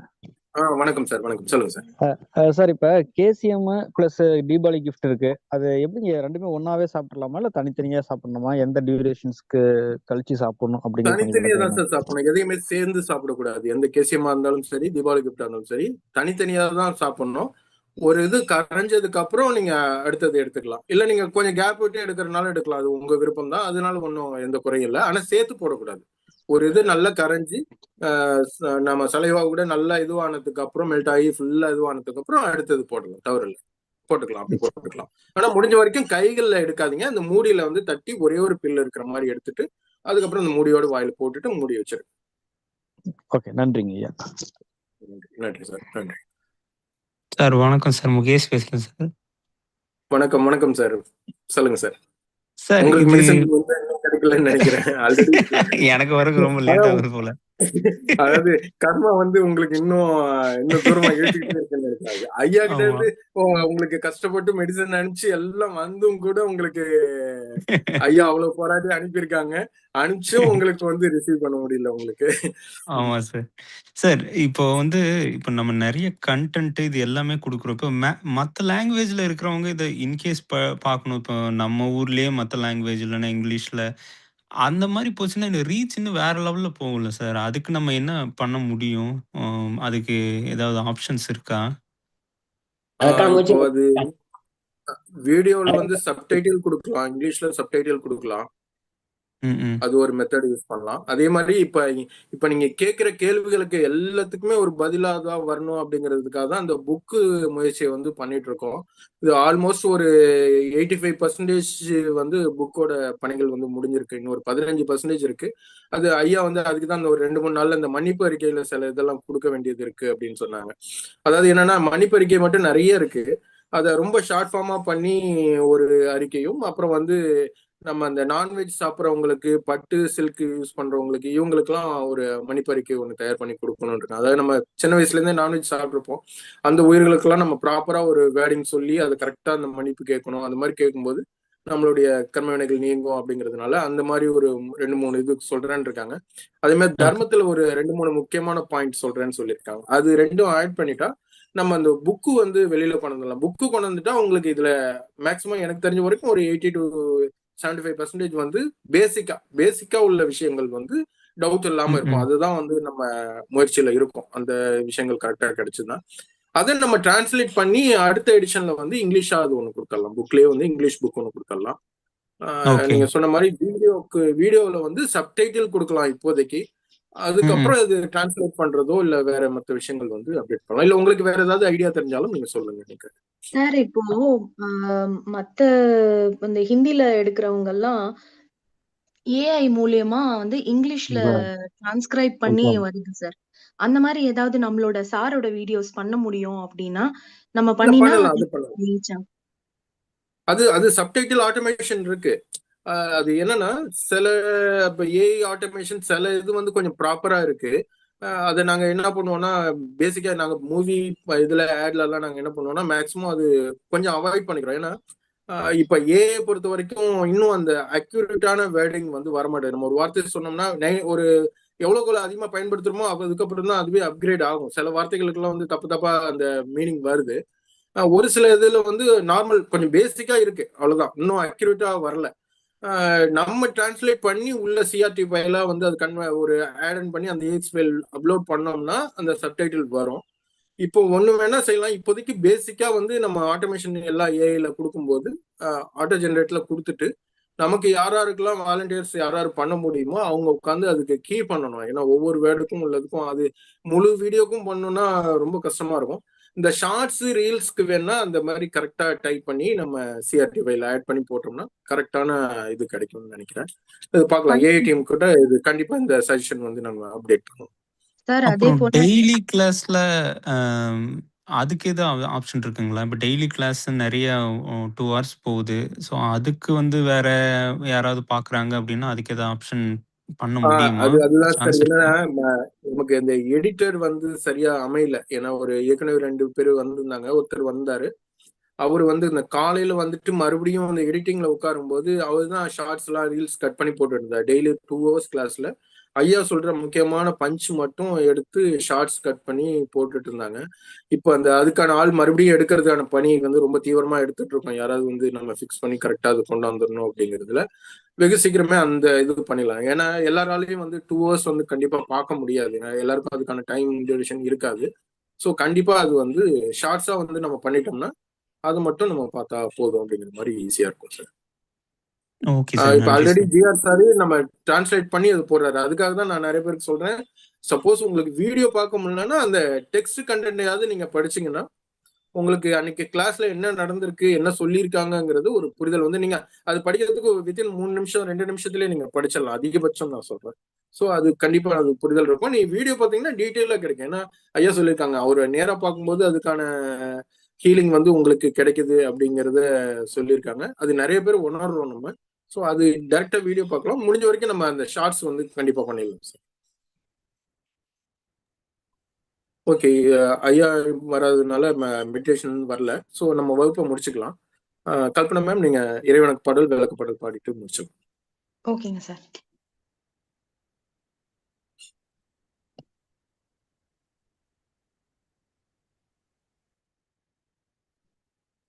எப்போது நீ அறிவாயோ அப்போதே சாந்தியடைவாய். எப்போது நீ அறிவாயோ மனமே அப்போதே சாந்தியடைவாய். இப்பாரில் எப்போதும் எல்லாம் இறை அருளா.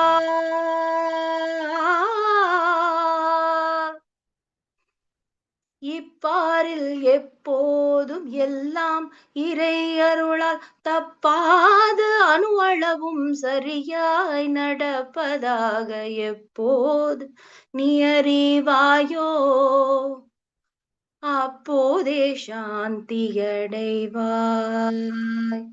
அப்போதே சாந்தியடைவாய். முற்போது தர்மம் என்றும் தற்போது அதர்மம் என்றும். முற்போது தர்மம் என்றும் தற்போது அதர்மம் என்றும் முயன்றேன் சீர்திருத்திட முடியும் உன்னாலே இயலும். முற்போது தர்மம் என்றும் தற்போது அதர்மம் என்றும் முயன்றேன் சீர்திருத்திட முடியும் உன்னாலே இயலும். அற்ப அகந்தை செருக்கால் அடையாமல் அடக்கி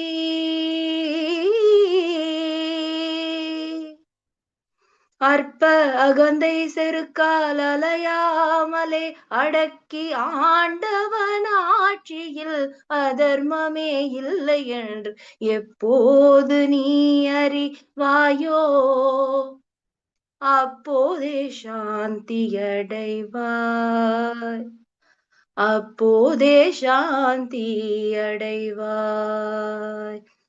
எழுந்த உன் எழுச்சியால் எண்ணம் சொல் செயலாக. எழுந்த உன் எழுச்சியால் எண்ணம் சொல் செயலாக இயற்றிய நற்கர்மமெல்லாம். எழுந்த உன் எழுச்சியால் எண்ணம் சொல் செயலாக இயற்றிய நற்கர்மமெல்லாம் இறைவன் சேருவதே அழுந்தியக மூலத்தில் அகந்தை அழிவதொன்றே.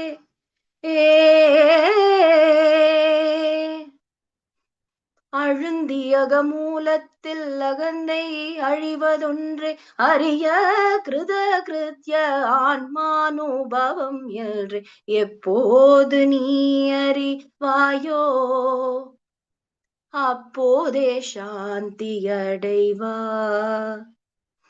அப்போதே சாந்தியடைவாய். அப்போதே சாந்தியடைவாய்.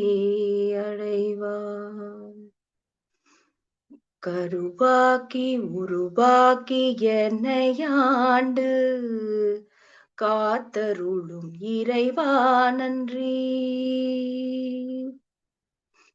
எங்கும் நிறைந்தோனே எல்லை இல்லாதானே எங்கேயும் எப்போதும் எம் குலம் காப்பவனே.